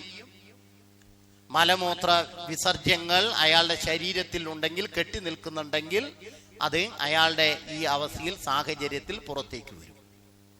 അതുകൊണ്ട് അവയെ ശുദ്ധീകരിക്കണം. അയാളുടെ അതുവരെ ധരിച്ചിരിക്കുന്ന വസ്ത്രങ്ങളൊക്കെ നീക്കി അവ മറ്റു വസ്ത്രം കൊണ്ട് താടിയെല്ലിനടിയിലൂടെ ഒരു തുണി കഷ്ണം കൊണ്ട് കെട്ടുക. അതെന്തിനാണ്? മയ്യത്ത് അത് ചെയ്തില്ലെന്ന് വെക്കുക. മയ്യത്തിന് അപ്പം തന്നെ ഗൾഫ് രാജ്യങ്ങളിലൊക്കെ അറബികളൊക്കെ ചെയ്യണ പോലെ മരിച്ചെന്ന് ഉറപ്പായ എന്ത് ചെയ്യും? വീട്ടിലേക്ക് പോലും കൊണ്ടുപോകില്ല. നേരെ ഹോസ്പിറ്റലിലാണ് മരിച്ചെങ്കിൽ അവിടുന്ന് നേരെ മയ്യത്ത് കുളിപ്പിക്കുന്ന പള്ളിയിലാണ് കുളിപ്പിക്കാനുള്ള സൗകര്യമുള്ളത്. നമ്മളെ വീടുകളിൽ ചെയ്യുന്ന പോലെയല്ല. അവിടെ പള്ളിയിൽ കുളിപ്പിക്കാനുള്ള സൗകര്യത്തിൽ പള്ളിയിൽ കൊണ്ടുപോയി അവിടെ കിടത്തി കുളിപ്പിച്ചു, കഫൻ ചെയ്ത് നേരെ പുറത്തേക്ക് കൊണ്ടുവരണം. എന്നിട്ട് അനിവാര്യമായി ജനാസയിൽ പങ്കെടുക്കേണ്ട ആളുകളുടെ സമയം വരെ എന്ത് ചെയ്യും? ജനാസ അവിടെ തന്നെ പള്ളിയിൽ തന്നെ വെച്ച് അവിടെ വന്ന് സന്ദർശിച്ച് മയ്യത്ത് നമസ്കരിക്കുകയാണ് ചെയ്യുക. എന്നാൽ നമ്മളെ നാട്ടിൽ അങ്ങനെയല്ലല്ലോ. ഈ ജനാസ പല ആളുകളും നാട്ടുകാരും ഒക്കെ വന്ന് നമ്മളെ നാട്ടിലെ കവർ ഒഴിക്കാനുള്ള സൗകര്യങ്ങളും മറ്റുമൊക്കെ കാത്തി കുറെ സമയങ്ങൾ വരും. അപ്പൊ അതിനിടയിൽ വായ തുറന്നു കിടന്നാൽ എന്ത് ചെയ്യും? പ്രാണികളും മറ്റ് സാധനങ്ങളൊക്കെ അതിലേക്ക് ഉള്ളിൽ പോകും. വായിൽ നിന്നും മറ്റുമൊക്കെ ദുർഗന്ധവും ശരീരത്തിലുള്ള അവസ്ഥയിൽ നിന്നൊക്കെ പുറത്തേക്ക് വരും. അതില്ലാതിരിക്കാൻ ഒരു തുണി കൊണ്ട് താടിയെല്ലിലൂടെ കെട്ടണം. കെട്ട് എവിടെ വരണം? തലന്റെ മുകളിലാണ് കെട്ട് വരേണ്ടത്. വെറുതെ ഒരു കെട്ടിട്ടാൽ, ഇങ്ങനെ കിടക്കുന്ന ഒരാളുടെ തലന്റെ മൂർധാവിൽ ഒരു കെട്ടിട്ടാൽ നിൽക്കൂല. അപ്പൊ എന്ത് ചെയ്യണം? ചെവിയുടെ ഭാഗത്ത് വരുന്ന ഭാഗത്ത് ആ തുണിയിൽ ഹോൾ ചെയ്ത് ചെവിനെ അതിനകത്തേക്കാക്കി കെട്ടിവെച്ചാൽ എന്ത് ചെയ്യുള്ളൂ? അതവിടെ നിൽക്കുള്ളൂ. അപ്പൊ അത് ഒരു മസ്ലഹത്താണ്. അത് ചെയ്തില്ലെങ്കിൽ ഒരു സുന്നത്ത് നഷ്ടപ്പെട്ടു എന്നൊന്നുമില്ല. അത് നമ്മളെ മയ്യത്തിനെ അതിന്റെ സുരക്ഷിതത്വത്തിന് വേണ്ടി ചെയ്യുന്ന ഒരു കാര്യം. മടങ്ങിക്കിടക്കുന്ന അവയവങ്ങൾ നിവർത്തി ചേർത്ത് വെക്കണം. അത് വളരെ ശ്രദ്ധിക്കേണ്ട ഒരു കാര്യമാണ്. മയ്യത്ത് ഇങ്ങനെയുള്ള ഒരവസ്ഥയിലാണ് കിടക്കണമെങ്കിൽ അങ്ങനെ തന്നെ ശരീരം ചൂടാറിക്കഴിഞ്ഞാൽ പിന്നെ ഈ കൈ എന്ത് ചെയ്യില്ല? നമ്മളിങ്ങനെ താഴ്ത്തിയാൽ ഇങ്ങനെ വരുന്നല്ലാതെ താഴേക്ക് വരില്ല. അപ്പൊ മയ്യത്ത് ശരീരം ആ മരണം ഉറപ്പായ എന്ത് ചെയ്യണം? തലയിണ ഉണ്ടെങ്കിൽ അതൊക്കെ ഒഴിവാക്കി തലയൊക്കെ നിവർത്തി കൈകാലുകളൊക്കെ മടക്കി നിവർത്തി ശരീരത്തിലേക്ക് ചേർത്തി അവരെ കൈകാലുകളൊക്കെ ചേർത്തി ശരീരത്തിലേക്ക് ചേർത്തി വെക്കണം. അല്ലെങ്കിൽ എന്ത് ചെയ്യാൻ പറ്റില്ല? നമുക്ക് മയ്യത്തിനെ കഫൻ ചെയ്യുമ്പോഴും കുളിപ്പിക്കുമ്പോഴൊക്കെ വലിയ പ്രയാസങ്ങൾ ഉണ്ടാവും. ഇനി ഇതിപ്പോൾ നമ്മൾ സാധാരണ നിലയ്ക്ക് നമ്മൾ അടുത്തിരിക്കുന്ന ഒരവസ്ഥയിൽ ഒരാൾ മരിച്ചാൽ നമുക്ക് എന്ത് ചെയ്യാം? ഇതൊക്കെ ചെയ്തു കൊടുക്കാം. 2 വ്യത്യസ്ത മുറികളിൽ ഉറങ്ങായിരുന്നു ഒരേ വീട്ടിൽ തന്നെ. പക്ഷേ അടച്ചു വെച്ച റൂമിൽ അയാൾ കിടക്കായിരുന്നു. രാവിലെ സാധാരണ സുബഹിക്ക് പള്ളിക്ക് പോകണ നേരത്തെ എണിച്ചിട്ടില്ല. അങ്ങനെ ഉറങ്ങണ ഒരാളല്ല. അങ്ങനെ തട്ടി വിളിച്ച് നോക്കിയപ്പോൾ ആൾ എണിക്കണില്ല. അങ്ങനെ ജനലും വാതിലൊക്കെ തള്ളി പൊളിച്ച് അങ്ങനെ നോക്കിയപ്പോഴാണ് ആള് മരണപ്പെട്ടിരിക്കുന്നു. എങ്കിൽ അങ്ങനെയുള്ള കുറെ സമയം മരിച്ചിട്ട് കുറച്ച് സമയം കഴിഞ്ഞിട്ടുണ്ടെങ്കിലോ അങ്ങനെ നമ്മൾ കൈകാലുകൾ ചേർത്തി വെച്ചാൽ ചേർന്ന് വരൂല. കുറച്ച് സമയമായിട്ടില്ലെങ്കിൽ നമ്മളെ കൈകളൊക്കെ എന്ത് ചെയ്യാം?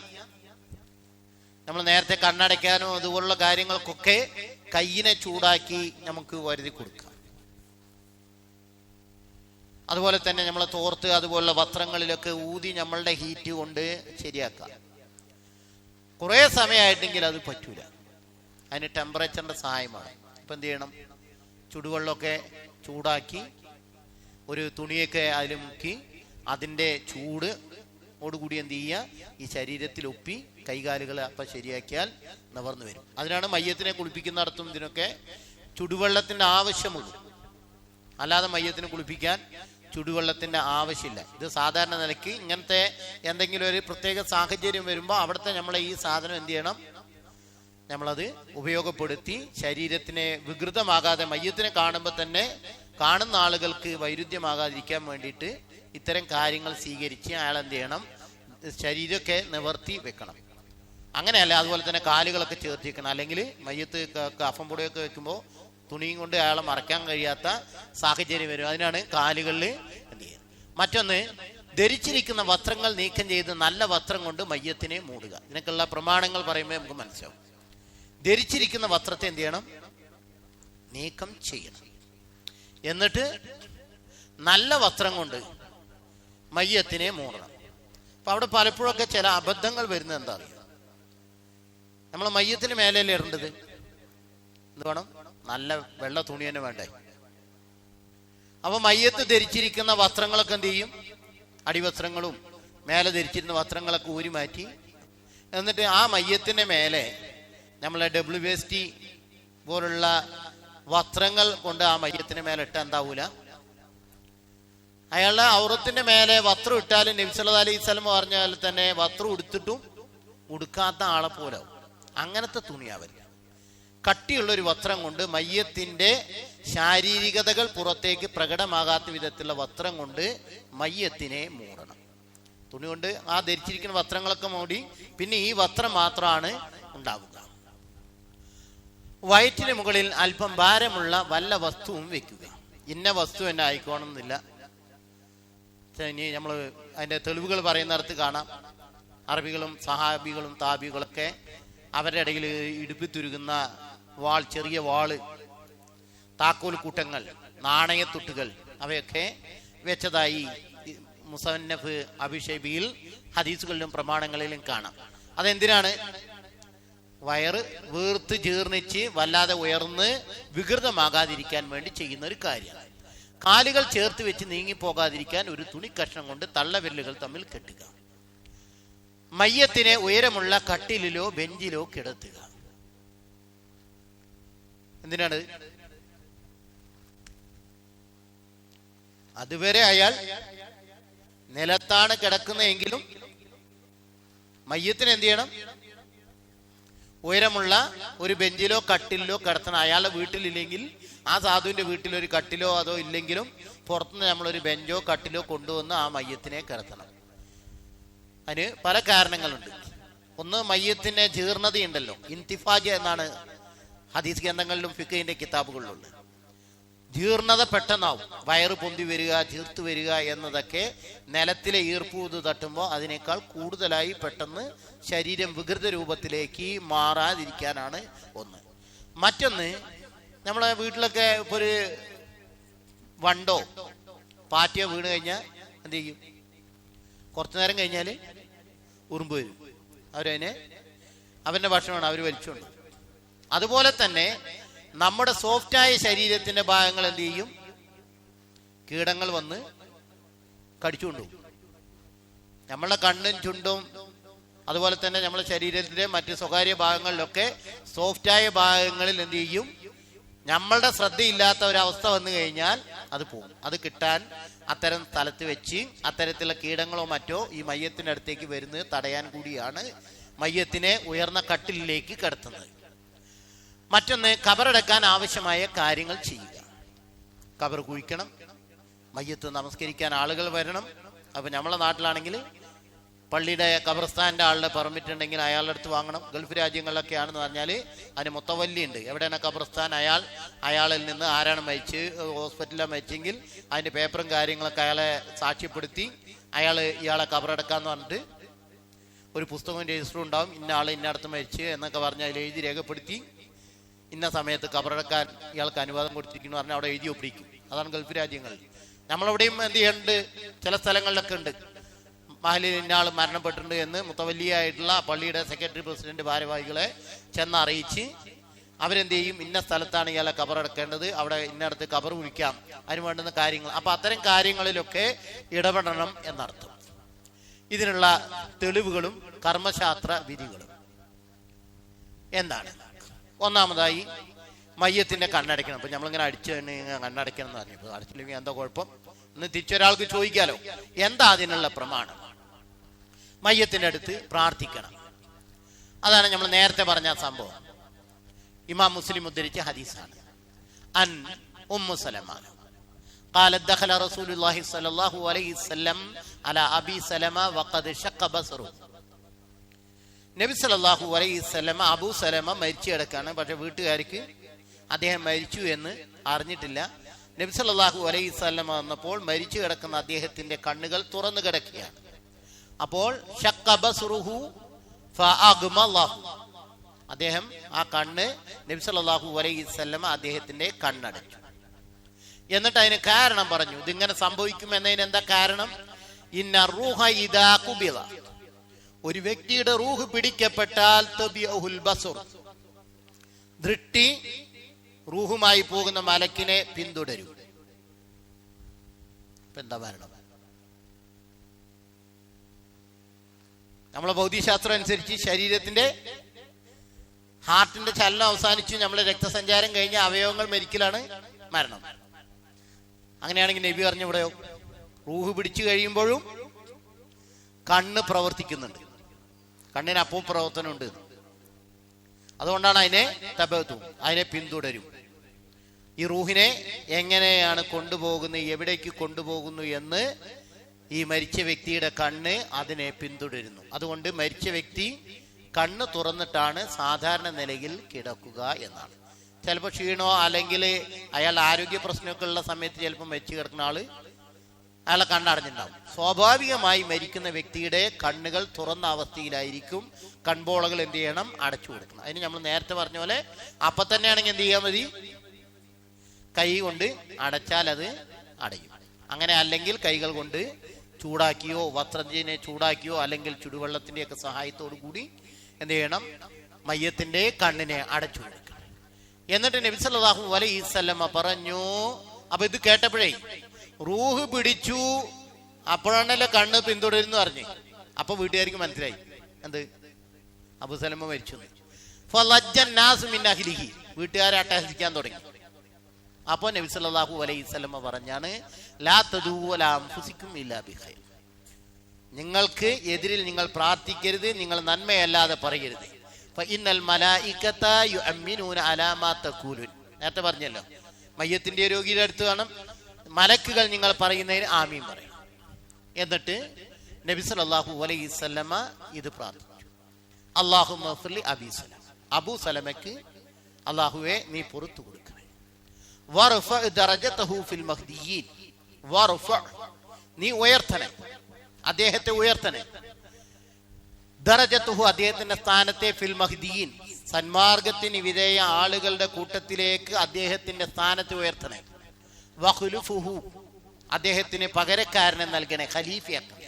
ഫി അക്ബിഹി ഫിൽ ഗാബിരി, അദ്ദേഹത്തിന്റെ പിന്തുടർച്ചക്കാരായി ലോകത്ത് ബാക്കിയായി നിൽക്കുന്ന ആളുകൾക്ക് പിൻഗാമിയായിട്ട് ഇയാൾക്ക് പകരക്കാരനെ നൽകണേ. വഗ്ഫിർ ലനാ വലഹു യാ റബ്ബൽ ആലമീൻ, അദ്ദേഹത്തിന് പുറത്തു കൊടുക്കണം, ഞങ്ങൾക്കും അല്ലാഹുവേ നീ ലോകരക്ഷിതാവായ റബ്ബെ പുറത്തു തരണം. വഫ്സഹ് ലഹു ഫീ ഖബരിഹി, വഫ്സഹ് നീ വിശാലമാക്കി കൊടുക്കണേ, ഫീ ഖബരിഹി അദ്ദേഹത്തിന്റെ ഖബറിനെ. വനവ്വിർ ലഹു ഫീഹി അദ്ദേഹത്തിന്റെ ഖബറിനെ പ്രകാശപൂരിതമാക്കുക. ഇതാണ് നബി സല്ലല്ലാഹു അലൈഹി വസല്ലമ മയ്യത്ത് സന്ദർശിക്കുമ്പോൾ ചെല്ലാൻ പഠിപ്പിച്ചിരിക്കുന്ന പ്രാർത്ഥന. ഇതൊന്ന് കൊടുത്തോളെ.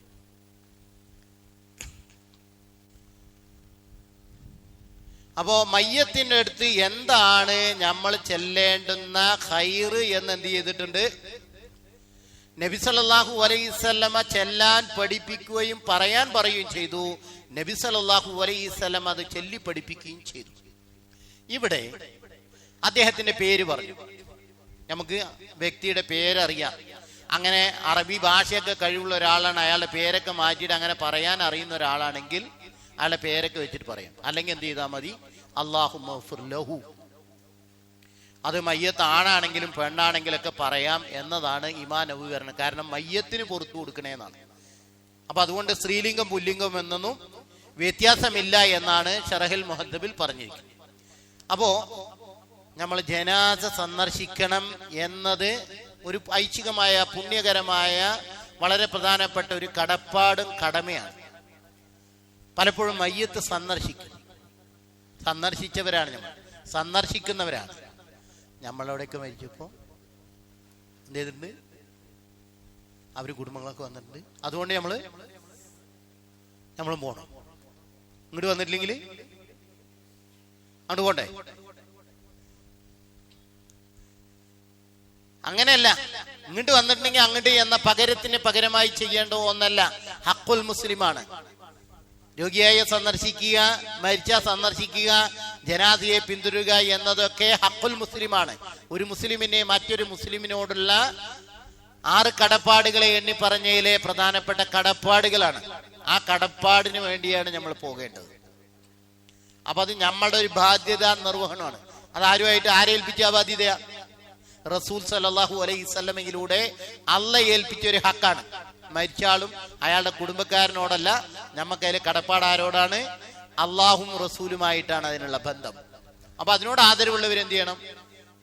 അത് നമ്മൾ നിർവഹിക്കാൻ നമ്മൾ ശ്രദ്ധിക്കേണ്ടതുണ്ട്. അതിൽ വളരെയധികം പരിഗണന നൽകേണ്ടത്. പക്ഷെ പലപ്പോഴും അവിടെ ചെന്നിട്ട് നമ്മൾ എന്ത് ചെയ്യും? വന്നിട്ട് എഴുതി നോക്കി. ചില ആളുകള് എന്തൊക്കെയോ ആക്ട് ചെയ്യണതാണ്, എന്തൊക്കെയോ ചെല്ലണെന്ന് പോലെ യഥാർത്ഥത്തിൽ അവരൊന്നും ചെയ്യുന്നില്ല. അവർ കേട്ടിട്ടുണ്ട് എന്തോ മയ്യത്ത് സന്ദർശിക്കുമ്പോൾ എന്തോ പ്രാർത്ഥിക്കണമെന്ന്, പക്ഷെ ഇയാൾക്ക് അറിയില്ല. അപ്പൊ അവിടെ ചെന്ന് നിന്നിട്ട് കിബിലക്കൊക്കെ നേരെ തിരിഞ്ഞു നിന്ന് എന്തൊക്കെയോ പറയണമെന്ന് നോക്കുക. അടുത്തിരിക്കുന്ന ആൾക്കാരൊക്കെ എന്നെ ശ്രദ്ധിക്കണം നോക്കിയിട്ട് തിരിച്ചു വരില്ല. അതല്ല, ആ ജനാസയുടെ അടുത്ത് ചെന്നാൽ ചെല്ലേണ്ടുന്ന ഒരു വളരെ മർമ്മപ്രധാനമായ ഒരു പ്രാർത്ഥനയാണ് നബി സല്ലല്ലാഹു അലൈഹി വസല്ലം ഇവിടെ നിർവഹിക്കുകയും പഠിപ്പിക്കുകയും ചെയ്ത്. അതുകൊണ്ട് ഇതുവരെ നമ്മൾ മയ്യത്തിനെ സന്ദർശിച്ചു അല്ലാഹുമ്മ ഗ്ഫിർ ലഹു എന്ന് പറഞ്ഞിട്ടുണ്ടാവും ചിലപ്പോൾ, നമുക്ക് അത്രേ പറയാനറിയില്ല. അതല്ല പ്രവാചകൻ പഠിപ്പിച്ച ഒന്ന്. നമ്മൾ ജീവിതത്തിൽ ചെയ്ത ഒരു കാര്യമേ നമുക്കെന്ത് ചെയ്യുള്ളൂ, മറ്റൊരാളിലൂടെ നമുക്ക് കിട്ടുള്ളൂ. അപ്പൊ അതുകൊണ്ട് തന്നെ ഈ പ്രാർത്ഥന നമ്മളൊന്ന് എന്ത് ചെയ്യണം, നമ്മളൊന്ന് പഠിക്കേണ്ടതുണ്ട്. വായിക്കുമ്പോൾ ഇത് ആരംഭത്തിൽ വരുമ്പോ വായിക്കും അല്ലാഹുമ്മ, മീം കഴിഞ്ഞാൽ പിന്നെ ഈ ഇത് വായിക്കുന്നില്ല, ഹംസത്തുൽ വസ്ൽ. അല്ലാഹുമ്മ ഗഫിർ ലഹു, അല്ലാഹുമ്മ ഗഫിർ ലഹു, വർ വാ കഴിഞ്ഞ റാ ആണ് വായിക്കുന്നത്. വർഫ ദറജതഹു ഫിൽ മഹ്ദിയീൻ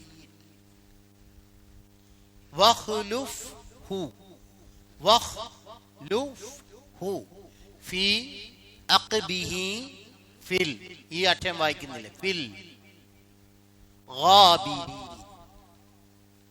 ഈ വാക്യം ഒന്നും കൂടി ഇത് വായിക്കാം.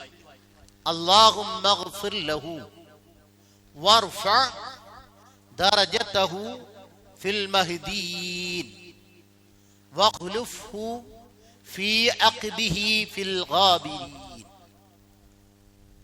അടുത്തത് വഗ്ഫിർ ലനാ വലഹു യാ റബ്ബൽ ആലമീൻ, വഗ്ഫിർ ലനാ വലഹു യാ റബ്ബൽ ആലമീൻ, വഫ്സഹ് ലഹു ഫീ ഖബരിഹി, വഫ്സഹ് ലഹു ഫീ ഖബരിഹി വനവ്വിർ ലഹു ഫീഹി.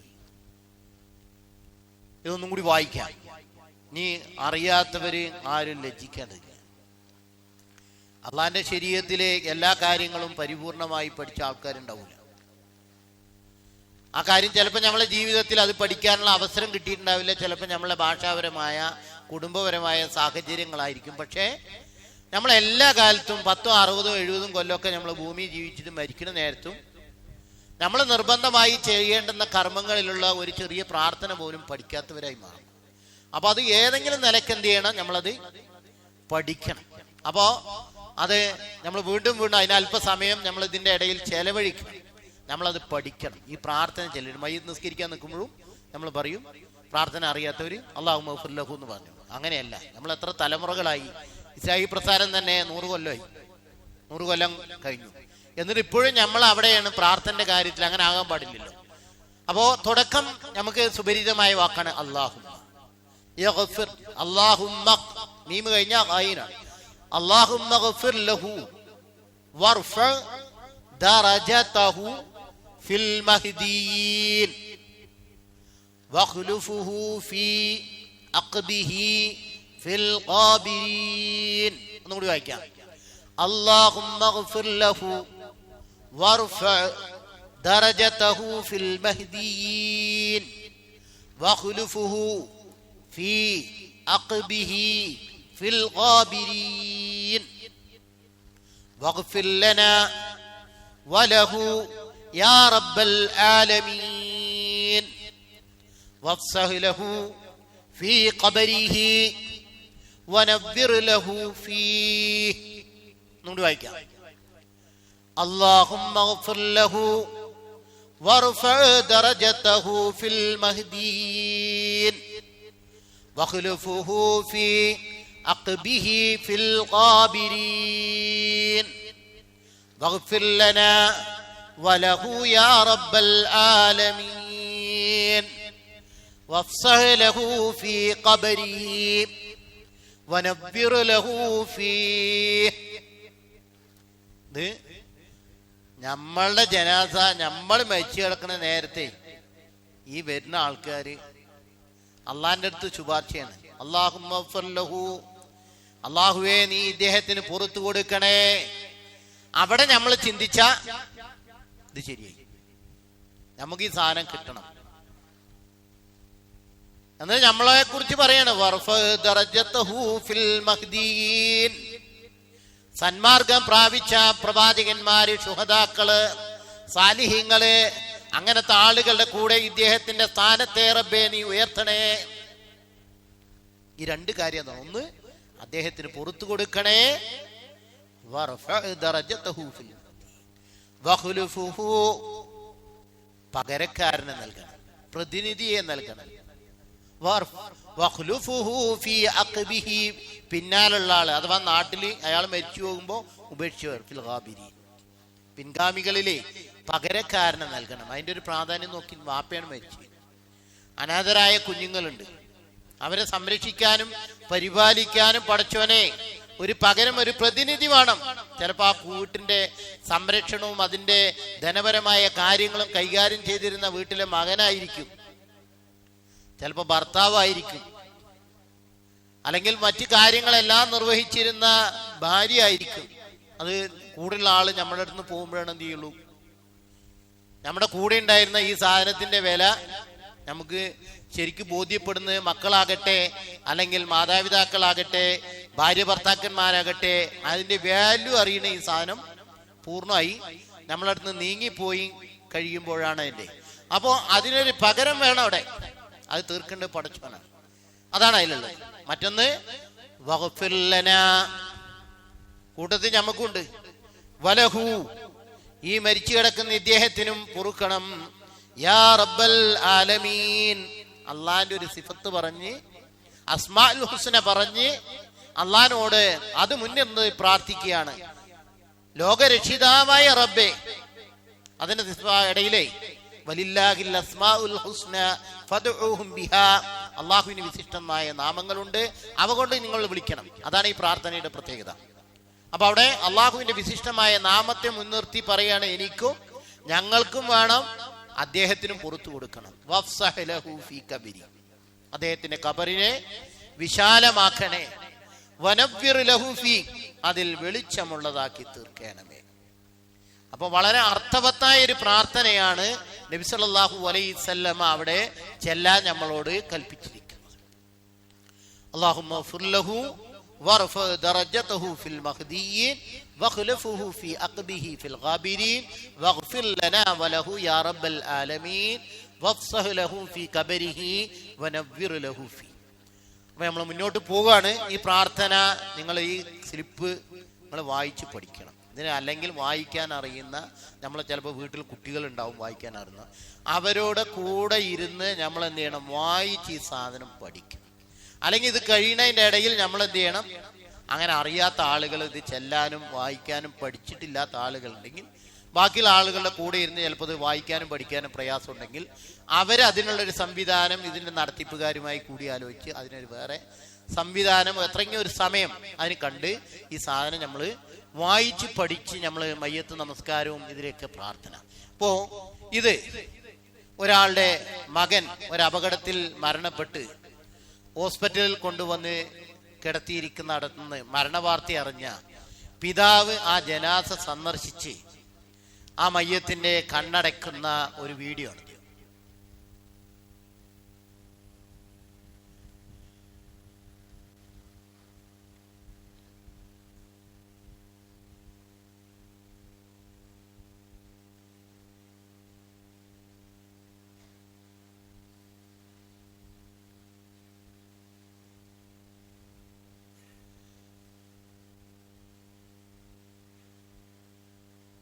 സ്വാഭാവികമായിട്ടുള്ള മരണാവസ്ഥയൊക്കെ ആണെങ്കിൽ ഇങ്ങനെ മയ്യത്തിന് മുകളിൽ നിന്ന് ഇങ്ങനെ കൈകൊണ്ട് വെച്ച് തടവിയാൽ തന്നെ കണ്ണിന്റെ പോളകൾ എന്ത് ചെയ്യും, അത് അടയുന്ന ഒരവസ്ഥയാണ്. ഇതിനെക്കുറിച്ച് ഇമാം നബവി പറഞ്ഞ തഗ്മീദുൽ മയ്യിത്ത്, മയ്യത്തിന്റെ കണ്ണടയ്ക്കൽ ഇന്ന മൗതിഹി മശ്റൂഉൻ, അത് മതപരമായി കൽപ്പിക്കപ്പെട്ടാണ്. കാരണം നബി എന്ത് ചെയ്ത് കാണിച്ചു തന്നു. കാല നബി എന്ന് പറഞ്ഞ അജ്മ അൽ മുസ്ലിമൂൻ അലാ ദാലിക്, ആ കാര്യത്തിൽ മദ്ഹബിന്റെയോ അല്ലെങ്കിൽ കക്ഷിത്വങ്ങളുടെ ഒന്നും വ്യത്യാസമില്ല, ഇജ്മാ ഉണ്ട്. മുസ്ലിങ്ങൾ ആ കാര്യത്തിൽ ഇജ്മാ അലാ ദാലിക്. ഖാലു, അവർ പറഞ്ഞു, വൽ ഹിക്മത്ത്, അതിലെ യുക്തി, ഫീഹി, അതിലുണ്ട്, അല്ലാ യുഖബ്ബഹ മൻദറുഹു ലൗ തുരിക ഇഗ്മാദു, കണ്ണ് തുറന്ന അവസ്ഥയിലിട്ടാൽ അത് കാണുന്ന ആളുകൾ എന്തുണ്ടാവും, ഭയാനകതയും അതിനോടുള്ള ഒരു വെറുപ്പും അല്ലെങ്കിൽ അവരെ ഭയപ്പെടുത്തുന്ന അവസ്ഥയൊക്കെ ഉണ്ടാവും. അതില്ലാതിരിക്കലാണ് അതുകൊണ്ട്. അപ്പൊ അങ്ങനെ തന്നെ ചിലപ്പോൾ കിടക്കും. ഇപ്പൊ അപകടങ്ങളിൽ പെട്ടു, അല്ലെങ്കിൽ ഇപ്പൊ എന്തെങ്കിലും അക്രമത്തിലൊക്കെ ഒരാൾ പെട്ട് മരണപ്പെട്ടിരിക്കണം, ആ ബോഡി എന്ത് ചെയ്യാൻ പറ്റില്ല. കുടുംബത്തിലും ബന്ധത്തിലും പെട്ട ആൾക്ക് അയാളെ നേർത്തി ഒന്ന് സ്പർശിക്കാനോ ആ ബോഡി നമുക്ക് ടച്ച് ചെയ്യാനോ പറ്റില്ല. ചിലപ്പോൾ പോസ്റ്റ്മോർട്ടം ഒക്കെ കഴിഞ്ഞ ശേഷം എന്ത് ചെയ്യുള്ളൂ, നമ്മളെ കിട്ടുള്ളൂ. അപ്പോൾ അത്തരം ഘട്ടത്തിലൊക്കെ എന്ത് ചെയ്യും, മയ്യത്തിൻ്റെ കണ്ണുകൾ തുറന്ന അവസ്ഥയിലായിരിക്കും. അത് ഇനി മൂടാൻ പറ്റുന്ന അവസ്ഥയിലല്ല. അങ്ങനത്തെ മയ്യത്തൊക്കെയാണെന്ന് പറഞ്ഞാൽ പിന്നെ നമ്മൾ എന്ത് ചെയ്യരുത്, കുറേ സമയം അങ്ങനെ കൊണ്ടുവന്ന് വെച്ചിട്ട് ആൾക്കാരെ സന്ദർശിക്കാനുള്ള സമയം വിടരുത്. എന്ത് ചെയ്യണം, എല്ലാം തയ്യാറാക്കിയ ശേഷം റെഡിയായി നിന്ന് മയ്യത്ത് കൊണ്ടുവന്നാൽ ഉടൻ തന്നെ കബറടക്കണം. അങ്ങനെയുള്ള സമയങ്ങളിൽ കണ്ണിൻ്റെ മുഖത്തൊക്കെ പഞ്ഞിയൊക്കെ വെച്ച് ആ വിരൂപത എന്ത് ചെയ്യണം, മറച്ചായിരിക്കണം സന്ദർശിക്കേണ്ടത്. അത് നെറ്റിയിൽ ഇതിൽ എന്താണെങ്കിലും അവിടെയൊക്കെ പഞ്ഞി ഉണ്ടാവുമല്ലോ, അതിലേക്ക് ചേർത്തി മുഖത്തിലേക്ക് കൺപോളകളിലേക്ക് ചേർത്തി എന്ത് ചെയ്യുക, പഞ്ഞിയും മറ്റുമൊക്കെ വെക്കുക. അതുപോലെ തന്നെ ചില സന്ദർഭങ്ങൾ ഇപ്പോൾ വരുന്ന ഒരു ഏറ്റവും വലിയ ഈ മരണത്തിൽ ഇപ്പോൾ 10-35 വയസ്സുള്ള ആളുകൾ എന്ത് ചെയ്യുന്നുണ്ട്, നമ്മളെ ഇഞ്ചക്ഷൻ്റെ അനന്തരഫലമാണെന്നൊക്കെ പറയുന്നുണ്ട്. ആരോഗ്യവകുപ്പ് അതങ്ങനെ സ്ഥിരീകരിക്കുന്നില്ലെങ്കിലും അതിൻ്റെ തെളിവുകളും ഒക്കെ അതിലേക്കാണ് പോകുന്നത്. പെട്ടെന്ന് തലവേദന വരിക, തലകറക്കം വരിക, അത് ശരീരം തളർന്ന് അങ്ങനെ മരിക്കുക. ചിലരെന്ത് ചെയ്യും, കുറേ ദിവസമൊക്കെ എന്ത് ചെയ്യും, ഒരു ഭാഗം തളർന്ന് കിടക്കുന്ന പോലെയൊക്കെ അങ്ങനെ വരും. അപ്പം അങ്ങനെയുള്ള ആളുകൾക്ക് ഭക്ഷണം കൊടുക്കാനൊക്കെ എന്ത് ചെയ്യും, നമ്മൾ ട്യൂബും ഇതൊക്കെ ഇറക്കും. അപ്പം അത്തരം കഴുത്തിൻ്റെ ഭാഗത്ത് നിന്നൊക്കെ എന്ത് ചെയ്യും, ഹോൾസ് കിട്ടും. അപ്പം അവയൊക്കെ എന്ത് ചെയ്യണം, നമ്മൾ മയ്യത്തിനെ കൊണ്ടുവന്ന് കിടത്തുമ്പോൾ ശ്രദ്ധിക്കണം. നമ്മൾ ബാക്കി തുണിയൊക്കെ അഴിച്ചു മാറ്റണം എന്ന് പറഞ്ഞാൽ അതേപോലെ തന്നെ ഈ മയ്യത്തിൻ്റെ നിന്ന് ഇതൊക്കെ നമ്മൾ ഇതിൻ്റെ മേലെ പഞ്ഞിയോ എന്തെങ്കിലും അഴിച്ച് അതിന് മേലെ എന്ത് ചെയ്തിട്ടുണ്ടാവും, ഈ ട്യൂബ് അഴിച്ചെടുക്കുമ്പോൾ ചിലപ്പോൾ ട്യൂബോട് കൂടിയിട്ടായിരിക്കും അവിടെ നിന്ന് വിട്ടുണ്ടാവുക. നമ്മൾ എന്ത് ചെയ്യണം, അതിനെ അഴിച്ച് നീക്കി അതിന് മേലെ ഒരു പഞ്ഞി വെച്ച് ബാൻഡേജ് ഒട്ടിച്ച് അതിൽ നിന്നൊന്നും പുറത്തേക്ക് വരാതിരിക്കാൻ നമ്മൾ സൂക്ഷിക്കണം. അത് മയ്യത്ത് കുളിപ്പിക്കുന്നിടം വരെ അത് അങ്ങനെ പോകണം. മയ്യത്ത് കുളിപ്പിക്കുമ്പോഴും അതെടുത്ത് ശുദ്ധീകരിച്ച് അവിടെയൊക്കെ കഴുകി വൃത്തിയാക്കി വീണ്ടും എന്ത് ചെയ്യണം, അവിടെ ഒട്ടിക്കണം. അതിനുള്ള സാധനം നമ്മൾ നേരത്തെ കാണണം. അല്ലെങ്കിൽ എന്ത് ചെയ്യും, മയ്യത്ത് കുളിപ്പിക്കുമ്പോഴും അയാളുടെ ശരീരത്തിൽ നിന്ന് ബ്ലഡും വെള്ളവും അത് സാധനങ്ങളൊക്കെ എന്ത് ചെയ്യും, ഈ ദ്വാരത്തിലൂടെ പുറത്തേക്ക് വന്നുകൊണ്ടിരിക്കും. അപ്പോൾ അത്തരം കാര്യങ്ങളൊക്കെ മയ്യത്തിനെ കാണുമ്പോഴും മയ്യത്തിനെ സന്ദർശിക്കുമ്പോഴൊക്കെ വൈരുദ്ധ്യം തോന്നാനിരിക്കുന്ന കാര്യങ്ങൾ ചെയ്യണം. ധരിച്ചിരിക്കുന്ന വസ്ത്രങ്ങൾ നീക്കി നല്ല വസ്ത്രം കൊണ്ട് മയ്യത്തിനെ മൂടണം എന്ന് പറഞ്ഞല്ലോ. എന്താ അതിന് തെളിവ്? ആയിഷ റളിയല്ലാഹു അൻഹ പറഞ്ഞു, സൗജ് നബി സല്ലല്ലാഹു അഖ്ബറതുഹു അന്ന റസൂലുള്ളാഹി സല്ലല്ലാഹു അലൈഹി വസല്ലം ഹീന തൂഫിയ, പ്രവാചകൻ സല്ലല്ലാഹു അലൈഹി വസല്ലം വഫാത്തായപ്പോൾ സുജ്ജിയ പുതയ്ക്കപ്പെട്ടു, ബിബുറുദിൻ ബുറുദ് കൊണ്ടാണ്, ഒരു പുതപ്പ് കൊണ്ടാണ്, ഹിബ്റത്തിൻ യമനിൽ നിന്നുള്ള നെയ്യുന്ന വരകളുള്ള ഒരു പ്രത്യേകതരം പുതപ്പ്, അതുകൊണ്ടാണ്. പഴയ നബിന്റെ മേലെ ഒരു കമീസ് ഉണ്ടായിരുന്നു, അത് അഴിച്ചു നിൽക്കില്ല. അതോടുകൂടി വെള്ളം ഒഴിച്ചിട്ടാണ്. കാരണം നബിന്റെ ശരീരത്തിന് എന്തുണ്ട്, മറ്റുള്ളവരെക്കാൾ പവിത്രതയുണ്ട്. അതുകൊണ്ട് അവരങ്ങനെ തന്നെയാണ് കുളിപ്പിച്ചത്. ഫീഹി ഇസ്തിഹ്ബാബു തസ്ജീഹുൽ മയ്യത്ത്, മയ്യത്തിനെ പുതിയ അഴിച്ച വസ്ത്രങ്ങളൊക്കെ അഴിച്ച് അതിനെ പുതച്ചു കൊടുക്കൽ അത് പ്രത്യേകം പുണ്യമാണ്. കാല നബി പറഞ്ഞു, വഹുവ മജ്മൂഉൻ അലൈഹി, അതിൽ പണ്ഡിതന്മാർക്കിടയിൽ ഏക അഭിപ്രായമുണ്ട്. വഹിക്മതുഹു, അതിലെ യുക്തി സിയാനതുഹു മിനൽ ഇൻകിശാഫ്, അയാളുടെ ഔറത്തും ശരീരവും ഒക്കെ വെളിക്ക് വരാതിരിക്കൽ എന്നാണ്. എന്ന് പറഞ്ഞാൽ നമ്മളെ പോലുള്ള പാൻറ്റും ഷർട്ടും ഒന്നും ആയിരുന്നില്ലല്ലോ അവരുടെ കാലത്തുണ്ടായിരുന്നത്. ഒരു ഉടുക്കാനൊരു മുണ്ടും പുതയ്ക്കാനൊരു തുണിയുമായിരുന്നു പുരുഷന്മാരുടെയൊക്കെ വസ്ത്രം. അങ്ങനത്തെ ആളെ അങ്ങനെ തന്നെ കിടത്തുമ്പോൾ എന്ത് ചെയ്യും, കാറ്റ് വന്നാൽ ഈ വസ്ത്രം നീങ്ങിപ്പോവും. അപ്പൊ അതിന് പകരം എന്ത് ചെയ്യുക, ഒരു കട്ടിയുള്ള വസ്ത്രം കൊണ്ട് അത് മൂടുക എന്നതാണ് അതുകൊണ്ട് ഉദ്ദേശിക്കുന്നതെന്ന്.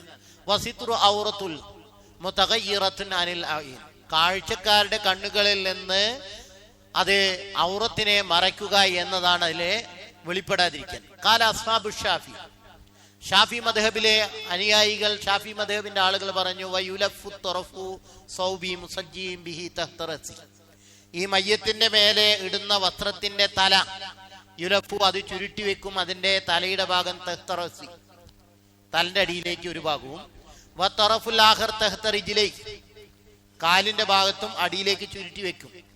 എന്തിനു? അല്ല യൻകശിഫ മിൻഹു, അയാളുടെ ശരീരത്തിൽ നിന്നും ഒന്ന് പുറത്തു വരാൻ. വതകൂനു തസ്ജിയതു ബഅദ നസി സിയാബി അല്ലതി തൂഫിയ ഫീഹ, ഫതകൂനു തസ്ജിയത്ത്, മയ്യത്തിനെ മൂടുന്നത് ബഅദ നസി സിയാബിഹി, വസ്ത്രങ്ങൾ അഴിച്ചു നീക്കിയതിന് ശേഷമാണ്. അല്ലത്തി തൂഫിയ ഫീഹ, ഏതൊരു വസ്ത്രം ധരിച്ചിട്ടാണോ മയ്യത്ത് മരിച്ചത് ആ വസ്ത്രങ്ങൾ നീക്കിയതിന് ശേഷമാണ്. എന്തിനാണ് അതിൽ അല്ലാ യതഗയ്യറു ബദനുഹു ബിസബബിഹ, ആ വസ്ത്രവും വസ്ത്രത്തിലെ മാലിന്യം കാരണം മയ്യത്ത് കേടുവരാതിരിക്കാൻ വേണ്ടിയാണ്. അപ്പൊ അതിൽ വേറെ യുക്തികൾ വേറെ ചില ആളുകൾ പറഞ്ഞിട്ടുണ്ട്. ഇപ്പൊ മയ്യത്ത് മരിക്കുമ്പോൾ നമ്മൾ നേരത്തെ പറഞ്ഞില്ലേ, മയ്യത്തിന്റെ വേദന കൊണ്ട് പ്രയാസങ്ങൾ കൊണ്ട് എന്ത് ചെയ്തിട്ടുണ്ടാവും, മലമൂത്ര വിസർജ്യങ്ങൾ അതിൽ വന്നിട്ടുണ്ടാവും. അപ്പൊ ആ നജസിൽ തന്നെയാണ് മയ്യത്ത് കിടക്കണമെങ്കിലോ, മയ്യത്തിനെ സന്ദർശിക്കുന്ന ആളുകൾക്ക് കുറച്ച് സമയം കഴിഞ്ഞാൽ ദുർഗന്ധം കൂടും. ഈ ദുർഗന്ധവും ഇതും കാരണം മറ്റേ കീടങ്ങളും മറ്റും ആ മയ്യത്തിന്റെ അടുത്തേക്ക് വരാനിടയോ. അതുകൊണ്ട് കൂടി ആ മയ്യത്തിന് എന്ത് ചെയ്യണം, ധരിച്ചിരിക്കുന്ന വസ്ത്രങ്ങൾ നീക്കം ചെയ്ത് വേറെ വസ്ത്രങ്ങൾ ധരിക്കണം. പലയിടത്തും സംഭവിക്കൽ എന്താ അറിയോ, മരിച്ച തുണി ഇടണമെന്ന് എന്ത് ചെയ്തിട്ടുണ്ട് കേട്ടിട്ടുണ്ട്. നമ്മൾ പലയിടത്തും എന്ത് ചെയ്തിട്ടുണ്ട്, മയ്യത്തിനെ കാണാൻ പോയപ്പോ പോച്ച് കിടത്തിയും കണ്ടിട്ടുണ്ട്. അപ്പൊ എന്ത് ചെയ്യും, മരിച്ച ആളെ അതേ രൂപത്തിൽ തന്നെ കയ്യും കാലൊക്കെ നിവർത്തി ചേർത്തി വെച്ചിട്ട് തലയൊരു കെട്ടും കെട്ടിയിട്ട് ആ ധരിച്ചിരിക്കുന്ന വസ്ത്രത്തിന് മേലെ കൂടെ പുതപ്പിട്ട് മൂടി കിടത്തിയിട്ടുണ്ടാവും. അയച്ച വസ്ത്രങ്ങൾ എന്ത് ചെയ്തിട്ടുണ്ടാവില്ല, ധരിച്ച വസ്ത്രങ്ങൾ നീക്കം ചെയ്തിട്ടുണ്ടാവില്ല. അപ്പൊ കുറെ കഴിയുമ്പോൾ എന്ത് ചെയ്യും, ഇതിലെ ദുർഗന്ധങ്ങളും മാലിന്യങ്ങളുടെ ദുർഗന്ധമൊക്കെ അവിടെ സന്ദർശിക്കുന്ന ആളുകളിലേക്ക് വരും. അപ്പൊ അതില്ലാതിരിക്കാനും ഇത് ചെയ്യലുണ്ട്. നെലുൽ ഔത്താറിൽ ഷൗക്കാനി ഇമാം നവവിയിൽ നിന്ന് എടുത്ത് ഉദ്ധരിച്ചു. എന്നാൽ ഈ മൂടൽ ശ്രദ്ധിക്കേണ്ട ഒരാളുണ്ട്. മുഹ്രിമല്ലാതെ മരിച്ച ആളുടെ കാര്യത്തിലാണ് അപ്രകാരം മൂടേണ്ടത്. മുഹ്രി എന്ന് പറഞ്ഞാൽ ഹജ്ജിനോ ഉംറയ്ക്കോ ഇഹ്റാമിൽ പ്രവേശിച്ച ആളെ അങ്ങനെ ചെയ്യാൻ പാടില്ല. മൂടാൻ തലയും കാലൊന്നും മൂടാൻ പാടില്ല പുരുഷനെ. ഇബ്നു അബ്ബാസ് റളിയല്ലാഹു അൻഹു ഹദീസിൽ പരാമർശിക്കപ്പെട്ടതുപോലെ മുഹ്രിമിന്റെ ഹജ്ജിനോ ഉംറയ്ക്കോ വേണ്ടി ഇഹ്റാമിൽ കെട്ടിയ ആളുടെ മുഖമോ തലയോ മറയ്ക്കാൻ പാടില്ല പുരുഷനാണെങ്കിൽ. ഇബ്നു അബ്ബാസ് റളിയല്ലാഹു അൻഹു പറയാണ്, ബൈനനാ റജുലുൻ വാഖിഫുൻ ബി അറഫ, ഞങ്ങള് അറഫയിൽ നിൽക്കുന്ന സമയത്ത് ഇത് വഖഅൻ റാഹിലതിഹി വഖസതുഹു ഔ ഖസത്, ഞങ്ങൾ അറഫയിൽ നിൽക്കുമ്പോൾ പ്രവാചകന്റെ കൂടെ ഹജ്ജത്തുൽ വിദായിന് പങ്കെടുത്ത് നിൽക്കുമ്പോൾ ഒരാള് അദ്ദേഹത്തിന്റെ ഒട്ടകപ്പുറത്തുനിന്ന് വാഹനപ്പുറത്തുനിന്ന് വീണു. അത് മുഖേന അയാളുടെ കഴുത്ത് മുറിഞ്ഞു. അങ്ങനെ അയാൾ മരണപ്പെട്ടു, മുഹ്രിമായ ഇഹ്റാമിൽ നിന്ന് ഒഴിവാകാത്ത അവസ്ഥയിൽ. അപ്പോൾ നബി സല്ലല്ലാഹു അലൈഹി വസല്ലം സഹാബത്തിനോട് പറഞ്ഞു, യഗ്സിലൂഹു ബിമാഇൻ വസിദിരിൻ, യഗ്സിലൂഹു, നിങ്ങൾ അദ്ദേഹത്തെ കുളിപ്പിക്കൂ, ബിമാഇൻ വസിദിരിൻ, വെള്ളവും താളിയും ഉപയോഗിച്ച് കുളിപ്പിക്കുക. വഖഫിനൂഹു ബിസൗബി, അദ്ദേഹം ഇപ്പോൾ ധരിച്ചിരിക്കുന്ന ഇഹ്റാമിന്റെ 2 വസ്ത്രം കൊണ്ട് അദ്ദേഹത്തെ പുതപ്പിക്കൂ, കഫൻ ചെയ്യൂ. വലാ തഹന്നിതുഹു, അദ്ദേഹത്തെ സുഗന്ധം അണിയിക്കരുത്. വലാ തുഹമ്മറു റസുഹു, അദ്ദേഹത്തിന്റെ തല മറയ്ക്കരുത്. കാരണം ഫഇന്നഹു യുബഅസു യൗമൽ ഖിയാമത്തി മുലബ്ബിയൻ, തീർച്ചയായും അദ്ദേഹം ഖിയാമത്ത് നാളിൽ വിചാരണയ്ക്ക് വേണ്ടി എഴുന്നേറ്റ് വരുന്നത് തൽബിയത്ത് ചൊല്ലിക്കൊണ്ടായിരിക്കും. അയാൾക്ക് കിട്ടിയ സൗഭാഗ്യം, ഒരു ഹാജിയായിട്ട് തൽബിയത്ത് ചൊല്ലിയിട്ട് ഖിയാമത്തിൽ എഴുന്നേൽക്കുക. അതിൽ വേറൊരു ആശയമുണ്ട്. എന്താ അർത്ഥം? നമ്മൾ ഏതൊരവസ്ഥയിലാണോ മരിക്കുന്നത് ആ അവസ്ഥയിലാണ് യുബഅസു, ഉയർത്തെഴുന്നേൽപ്പിക്കപ്പെടുക. കള്ള് ഷാപ്പിൽ വെച്ചാണെങ്കിൽ, കള്ളും ബോട്ടിൽ പിടിച്ചിട്ടാണെങ്കിൽ അവൻ അങ്ങനെയാണ്. മറ്റവനെ കുത്താൻ ശ്രമിച്ച് കത്തിയും പിടിച്ചാണെങ്കിൽ കുറ്റവാളിയായ കത്തിയും കൊടാലിയൊക്കെ ആയിട്ടാണ് അവൻ വരിക. അപ്പൊ ഒരാളുടെ മരണം എങ്ങനെയാണോ ആ അവസ്ഥയ്ക്ക് അനുസരിച്ച് അയാൾ ഖിയാമത്ത് നാളിൽ ഉയർത്തെഴുന്നേൽപ്പിക്കപ്പെടും. അപ്പോ നമ്മൾ ശ്രമിക്കേണ്ടത് നമ്മളുടെ ജീവിതം എവിടെ വെച്ചപ്പോൾ മരിച്ചാലും റബ്ബ് തൃപ്തിപ്പെടുന്ന ഒരു അമലിൽ വെച്ചായിരിക്കാൻ, അതിന് ഇഷ്ടപ്പെടാത്ത ഒരു സ്ഥലത്തോ സന്ദർഭത്തിലോ സാഹചര്യത്തിലോ മരിക്കാൻ ഇടവരാതിരിക്കാൻ നമ്മൾ എപ്പോഴും കാത്തു സൂക്ഷിക്കണമെന്ന ഒരു സന്ദേശം കൂടി അതിനെ കൂടി ഉണ്ട്. അപ്പൊ ആ കൂട്ടത്തിൽ പ്രവാചകൻ പറഞ്ഞതാണ്, അദ്ദേഹത്തിന്റെ തല മറയ്ക്കാൻ പാടില്ല. ഇഹ്റാമിൽ പ്രവേശിച്ച് ഇഹ്റാമിൽ നിന്ന് ഒഴിവാകുന്നവരെ, ഇഹ്റാമിലേക്ക് പ്രവേശിക്കുമ്പോൾ അതിനു മുമ്പ് കുളിച്ച് ശുദ്ധിയായ ശേഷം എന്ത് ചെയ്യും, പുരുഷന്മാർ അവരുടെ ശരീരത്തിൽ സുഗന്ധം പൂശും. എന്നാൽ പിന്നെ അത് ചെയ്യണമെങ്കിൽ എന്ത് ചെയ്യണം, അറഫയിൽ നിന്ന് മുസ്തലിഫി താമസിച്ച് പിറ്റേ ദിവസം ദുൽഹജ്ജ് 10 ജംറയിൽ കല്ലെറിഞ്ഞ് മുടിയെടുക്കുകയോ ബലിയെറുക്കുകയോ ഇതിലേതെങ്കിലും ഒന്ന് ചെയ്തതിന് ശേഷമാണ് അയാൾക്കിത് ചെയ്യാവൂ. അതിന് മുൻപോ പിമ്പോ ആയിട്ട് ചെയ്യുന്നതിനും തെറ്റില്ല എന്ന് നബി സല്ലല്ലാഹു അലൈഹി വസല്ലമ ഫത്വ കൊടുത്തിട്ടുണ്ട്. അപ്പൊ അതിനു മുമ്പ് ഒരാൾക്ക് എന്ത് ചെയ്യാൻ പാടില്ല? സുഗന്ധം ഉപയോഗിക്കാൻ പാടില്ല. സുഗന്ധം ഉപയോഗിച്ച ബലിമൃഗത്തെ ഫിദിയ കൊടുക്കണം. അപ്പോ അതുകൊണ്ടാണ് പറഞ്ഞത് ഇദ്ദേഹം മുലബിയായിട്ടാണ് വരിക, അദ്ദേഹത്തിന് എന്ത് ചെയ്യാൻ പാടില്ല? ഇഹ്റാമിൽ വെച്ച്. അപ്പൊ അതല്ലാത്ത ബാക്കിയുള്ള ആളുകളെയൊക്കെ തല മറയ്ക്കണം എന്ന് കൽപ്പിച്ചിട്ടുണ്ട്. അപ്പൊ അങ്ങനെയുള്ള ആളുകളെ മൂടുമ്പോഴും എന്ത് ചെയ്യണം? മയ്യത്തിനെ പാടില്ല. അപ്പോ ഹജ്ജിന് ഉംറയ്ക്കൊക്കെ പോകുന്നവർ ശ്രദ്ധിക്കേണ്ടത്, ചിലപ്പോ എന്ത് ചെയ്യും, ഇഹ്റാമിലൊക്കെ പ്രവേശിച്ച് ബസ്സിലൊക്കെ പോകുമ്പോൾ നല്ല ബസ്സിൽ നല്ല AC ഉണ്ടാവും, ബാക്കിൽ തീരെ നല്ല ചൂടായിരിക്കും.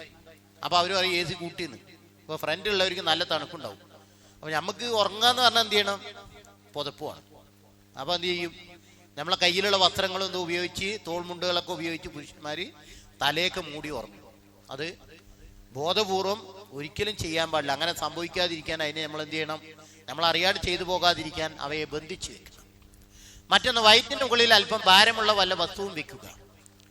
അബ്ദുല്ലാഹിബിന് ആദം പറയാണ്, മാത്ത മൗലാലി അനസുബിന് മാലിക്.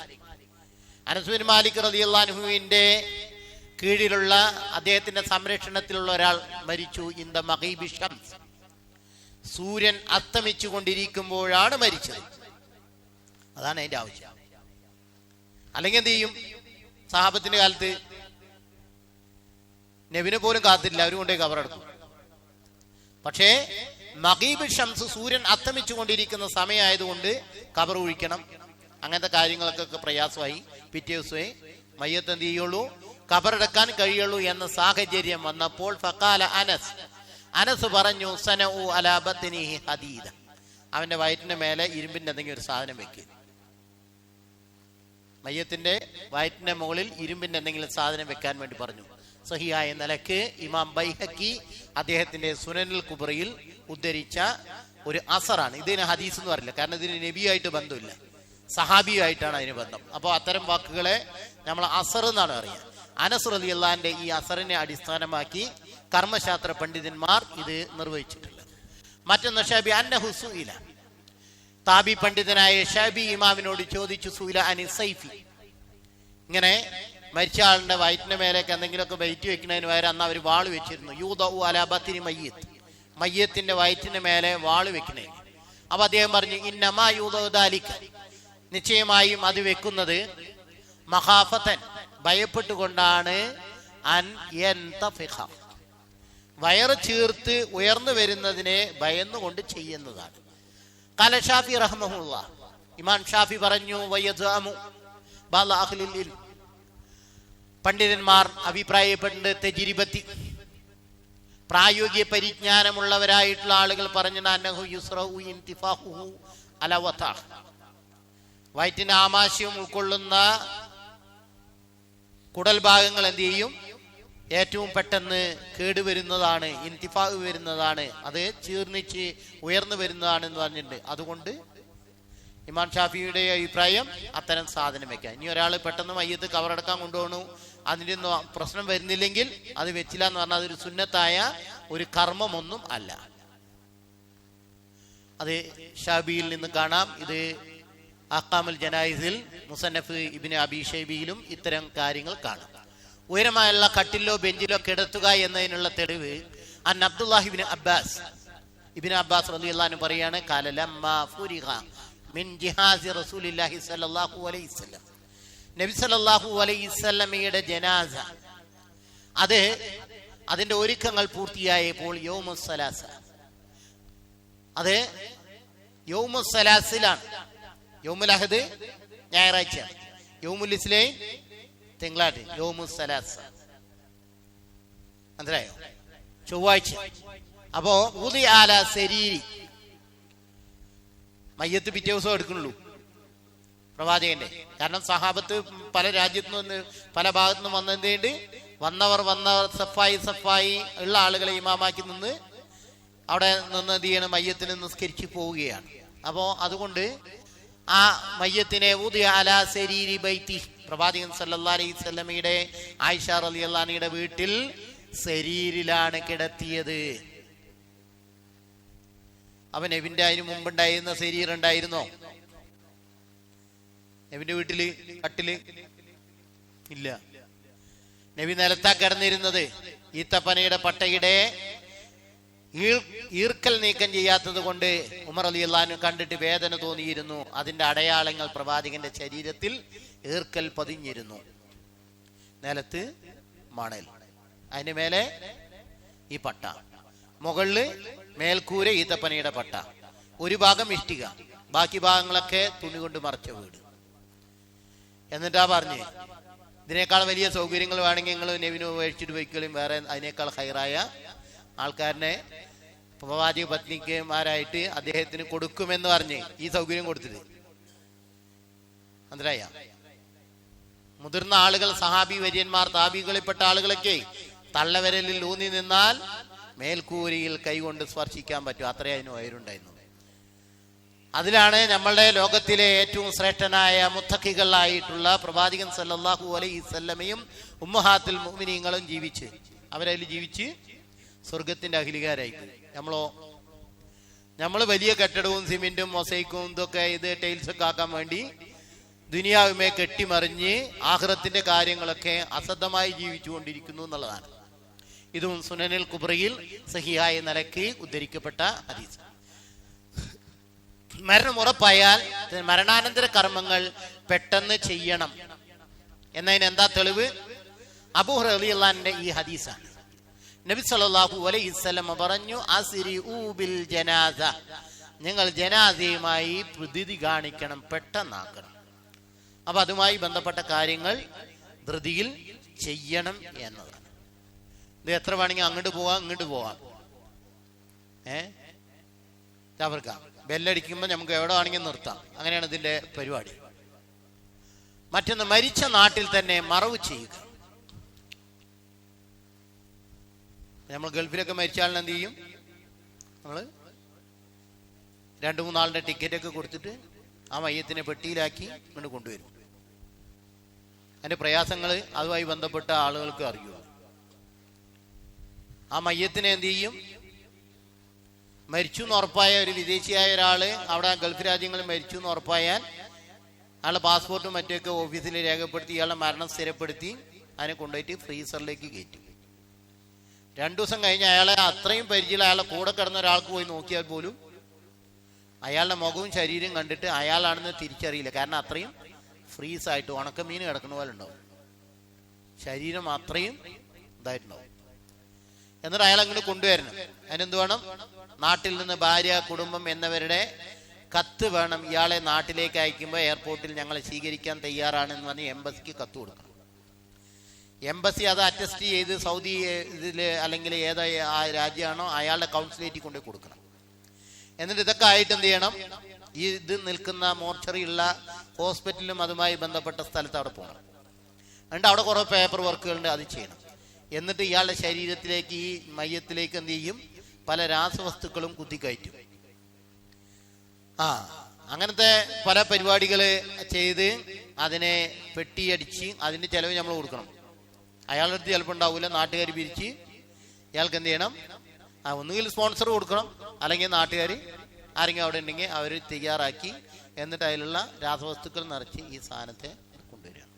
അപ്പം അതിമേ മേലെ തന്നെ എഴുതി വെച്ചിട്ടുണ്ടാവും, ഇത് തുറക്കുമ്പോൾ ആളുകൾ അത് വളരെയധികം ശ്രദ്ധയുണ്ടായിരിക്കണം. അത് നേർക്ക് നേരെ തുറന്നാൽ എന്ത് ചെയ്യും? ബാക്കിയുള്ളവർക്ക് അപകടം ഉണ്ടാകുന്ന വിധത്തിൽ അത്തരത്തിലുള്ള രാസവസ്തുക്കളാണ് അതിമേ നിറച്ചിരിക്കുന്നത്. മനസ്സിലായോ? ഇങ്ങനെയൊക്കെ പ്രയാസപ്പെട്ട് ഒരു ജനാസയെ കൊണ്ടുവരേണ്ടുന്ന ഒരു ആവശ്യം ഇല്ല. അതേസമയത്ത് അതിന്റെ വേറൊരു വശമുണ്ട്.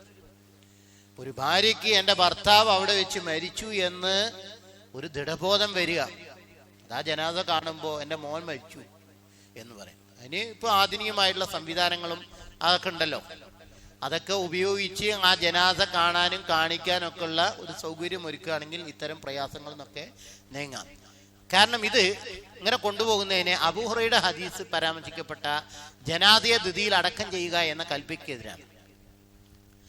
കാലത്ത് മാത്ത അഖുൻ ലി ആയിഷ റളിയല്ലാഹു അൻഹ, ആയിഷ റളിയല്ലാഹു അൻഹയുടെ ഒരു സഹോദരൻ മരിച്ചു. എവിടെ അറിയോ? ബിവാദിൽ ഹബിഷ, എത്യോപ്യയിലൊരു മലഞ്ചെരുവിൽ വെച്ചാൽ മരിച്ചു. ഫഹുമില മിൻ മക്കാനിഹി ഫതൈനാഹ, എന്നിട്ട് ആ ജനാസ എന്ത് ചെയ്തു? അവര് ഇങ്ങോട്ട് കൊണ്ടുവന്നു, മദീനയിലേക്ക് കൊണ്ടുവന്നു. അപ്പൊ അവര് പറഞ്ഞു, കാലത്ത് അവർ പറഞ്ഞു മാ അജിദു ഫീ നഫ്സി, എന്റെ മനസ്സിന് വിഷമുണ്ട കാര്യം വേറെ ഒന്നുമില്ല. ഇന്നി വദത്തു അന്നഹു കാന ദുഫിന ഫീ മക്കാനി, അദ്ദേഹം മരിച്ചേർത്ത് തന്നെ അദ്ദേഹത്തെ ഖബറടക്കി ആയിരുന്നല്ലോ. അദ്ദേഹത്തെ ഇത്രയും ദൂരെ, ഇന്നത്തെ ആധുനിക കാലമല്ലല്ലോ. എന്ത് ചെയ്യണം? എത്യോപ്യ എന്ന് പറയുന്ന സ്ഥലത്തിൽ നിന്ന് അവിടെ നിന്ന് മരിച്ച ആളെ സഹോദരന്റെ ബോഡി കൊണ്ട് കൊണ്ടുവന്നു. അപ്പോൾ ആയിഷ റളിയല്ലാഹു അൻഹ പറഞ്ഞ് അവിടെ തന്നെ അദ്ദേഹത്തിനെ കഫൻ ചെയ്ത് അദ്ദേഹത്തെ ഖബറടക്കിയില്ലല്ലോ എന്നതാണ്. കാരണം മുസ്ലിമീങ്ങൾ ഉള്ള ഒരു രാജ്യത്താണെങ്കിൽ അയാളെ ജനാസ കുളിപ്പിച്ച് കഫൻ ചെയ്ത് മുസ്ലിങ്ങളെ മറമാടുന്ന ഒരു മക്ബറയിൽ നിയമപരമായി ഖബറടക്കാൻ പറ്റുകയാണെങ്കിൽ അയാളെ അതാണ് ചെയ്യേണ്ടത് എന്നാണ്.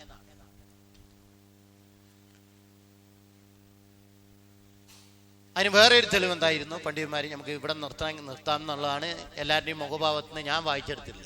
ജാബിർ ബിൻ അബ്ദുല്ലാ റളിയല്ലാഹു അൻഹു പറഞ്ഞു, അദ്ദേഹം പറഞ്ഞു, കുന്ന ഹമല്ല ഖത്ല യൗമ ഉഹുദ്, ഉഹുദ് രണാങ്കണത്തിൽ മരിച്ച ആളുകളുടെ സഹാബി വര്യന്മാരുടെ ജനാസകളെ ഞങ്ങൾ വഹിച്ചു.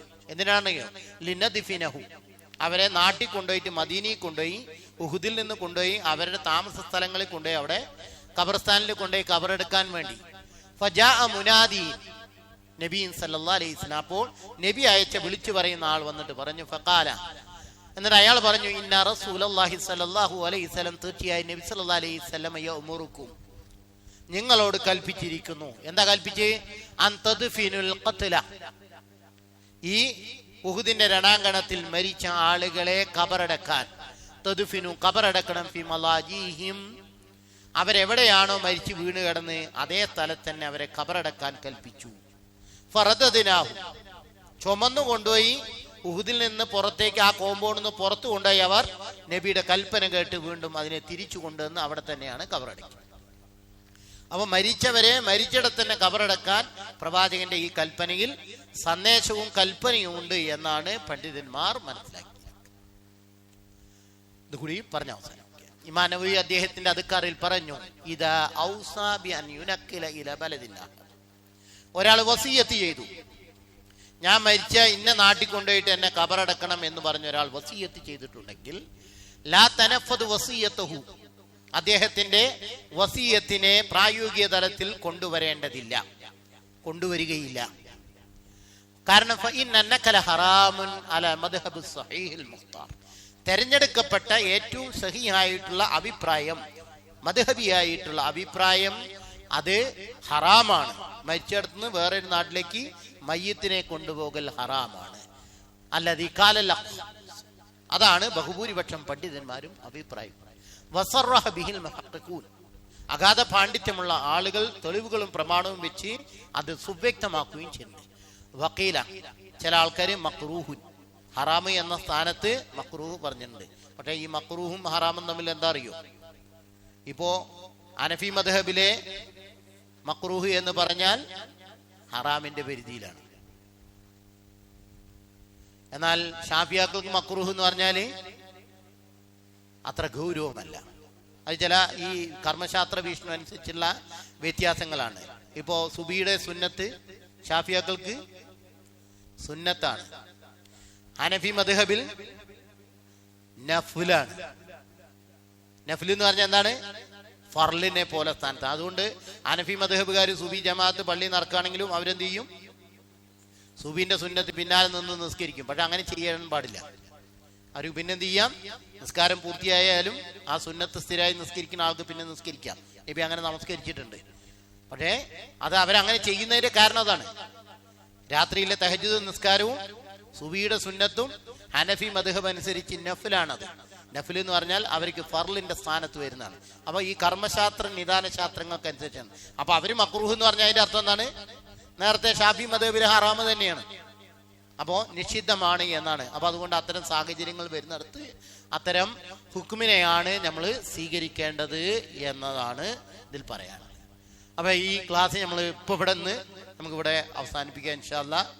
അപ്പോൾ പ്രത്യേകം പറയാനുള്ളത്, നമ്മൾ ഈ ക്ലാസ് തുടങ്ങുമ്പോൾ തന്നെ തുടക്കത്തിൽ പറഞ്ഞിരുന്നല്ലോ, നമ്മളൊരു മയ്യത്തിനെ കുളിപ്പിക്കുക എന്ന് പറഞ്ഞാൽ ഒരു വലിയ ശുദ്ധിയുടെ കുളിയുടെ രൂപം പറഞ്ഞ് നമ്മൾ മയ്യത്തിനെ കുളിപ്പിക്കാൻ തുടങ്ങിയാൽ നമുക്ക് എന്ത് ചെയ്യാം? 1 മണിക്കൂറിൽ നമുക്ക് കുളിപ്പിച്ച് കിടത്തി കഫംപുടവി അണിയിച്ച് നമുക്ക് കട്ടിലേറ്റി പോകാമായിരുന്നു. പക്ഷേ നമുക്കിതിൽ ചില ഇത്രയും അഹിക്കാമുകളുണ്ടല്ലോ. ഇപ്പം നിങ്ങൾക്ക് കേൾക്കുമ്പോൾ മനസ്സിലാണ്ടല്ലോ പലതരത്തിലുള്ള വിധികളും ഇസ്ലാമിക വിധികളും നമ്മൾ പലതും നാട്ടിൽ നടക്കുന്നതിനനുസരിച്ച് നമ്മൾ നടന്നുകൊണ്ടാവും. എന്താണ് പ്രമാണം, ഇതിനെന്താ കാര്യം, ഇത് എങ്ങനെ ചെയ്യണം, എന്താണ് അതിൻ്റെ തെളിവുകൾ, പ്രമാണം എന്നത് നമ്മൾ ഇന്ന് കേൾക്കാൻ പറ്റുന്ന നിലക്ക് എന്ത് ചെയ്യുക, നമ്മൾ ആയുസ്സുണ്ടാകുമ്പോൾ നമ്മൾ കേൾക്കുകയും മനസ്സിലാക്കുകയും പഠിക്കുകയും ചെയ്യുക.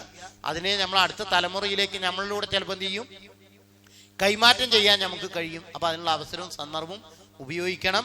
അപ്പോൾ ഇൻഷാ അല്ലാഹ് മയ്യത്തിനിപ്പോൾ നമ്മൾ എന്ത് ചെയ്തിട്ടുണ്ട്, മരിച്ചിട്ടുണ്ട്, അയാളോട് ചെയ്യേണ്ടുന്ന ബാധ്യതകൾ പറഞ്ഞു, അയാളെ പുറച്ചു കിടത്തിയിട്ടുണ്ട്. അപ്പം പുറച്ചു കിടത്തിയ മയ്യത്തിനോട് ആ മയ്യത്തിൻ്റെ ആളുകളും ബന്ധുക്കളും ചെയ്യാവുന്നതും ചെയ്യാൻ പാടില്ലാത്തതുമായ ചില കാര്യങ്ങൾ അത് നമ്മൾ മനസ്സിലാക്കിയാൽ പിന്നെ മയ്യത്തിനെ കുളിപ്പിക്കാന്ന്. മയ്യത്ത് കുളിപ്പിച്ചാൽ പിന്നെ കഫം പുടവ അണിയിക്കുക, അത് ചെയ്താൽ പിന്നെ മയ്യത്ത് നമസ്കരിക്കാന്ന്. പക്ഷെ അതിൻ്റെ ഇടയിൽ നമ്മൾ എന്ത് വേണം, തുണി എങ്ങനെ മുറിക്കണം, എത്ര നീളം തുണി വേണം. മയ്യത്ത് കുളിപ്പിക്കുക എന്ന് പറഞ്ഞാൽ ആ കുളിപ്പിക്കാനുള്ള വെള്ളത്തിൻ്റെ നിബന്ധനകൾ, കുളിപ്പിക്കാൻ ആവശ്യമായ സാധന സാമഗ്രികൾ, ആര് കുളിപ്പിക്കണം, ആർക്കൊക്കെ കുളിപ്പിക്കാം, കുളിപ്പിക്കാൻ എന്തൊക്കെ നമ്മൾ ഒരുക്കണം എന്നിത്യാദി കാര്യങ്ങൾ. അപ്പോൾ അതിനൊരു ക്രമത്തിൽ പോകുമ്പോഴാണ് നമുക്കത് മനസ്സിലാവുള്ളൂ ഇൻഷാ അല്ലാഹ്. അതുകൊണ്ടുള്ള ദൈർഘ്യമാണ് ഇത്, ഒരു പറ്റിക്കൽ പരിപാടിയല്ല. നമുക്കിതൊരു പ്രാമാണികമായി ഇത്തരം കാര്യങ്ങൾ മനസ്സിലാക്കി പോവുക എന്നതാണ് ഇൻഷാ അല്ലാഹ്. അനുബന്ധമായ എന്തെങ്കിലും ചോദിക്കാനോ പറയാനുണ്ടെങ്കിൽ ഇൻഷാ അല്ലാഹ് നിങ്ങൾക്ക് ചോദിക്കാം. ഇൻഷാ അല്ലാഹ് ഇപ്പം തന്നെ തീർക്കേണ്ടതെല്ലാം ഉണ്ടെങ്കിൽ തീർക്കാം.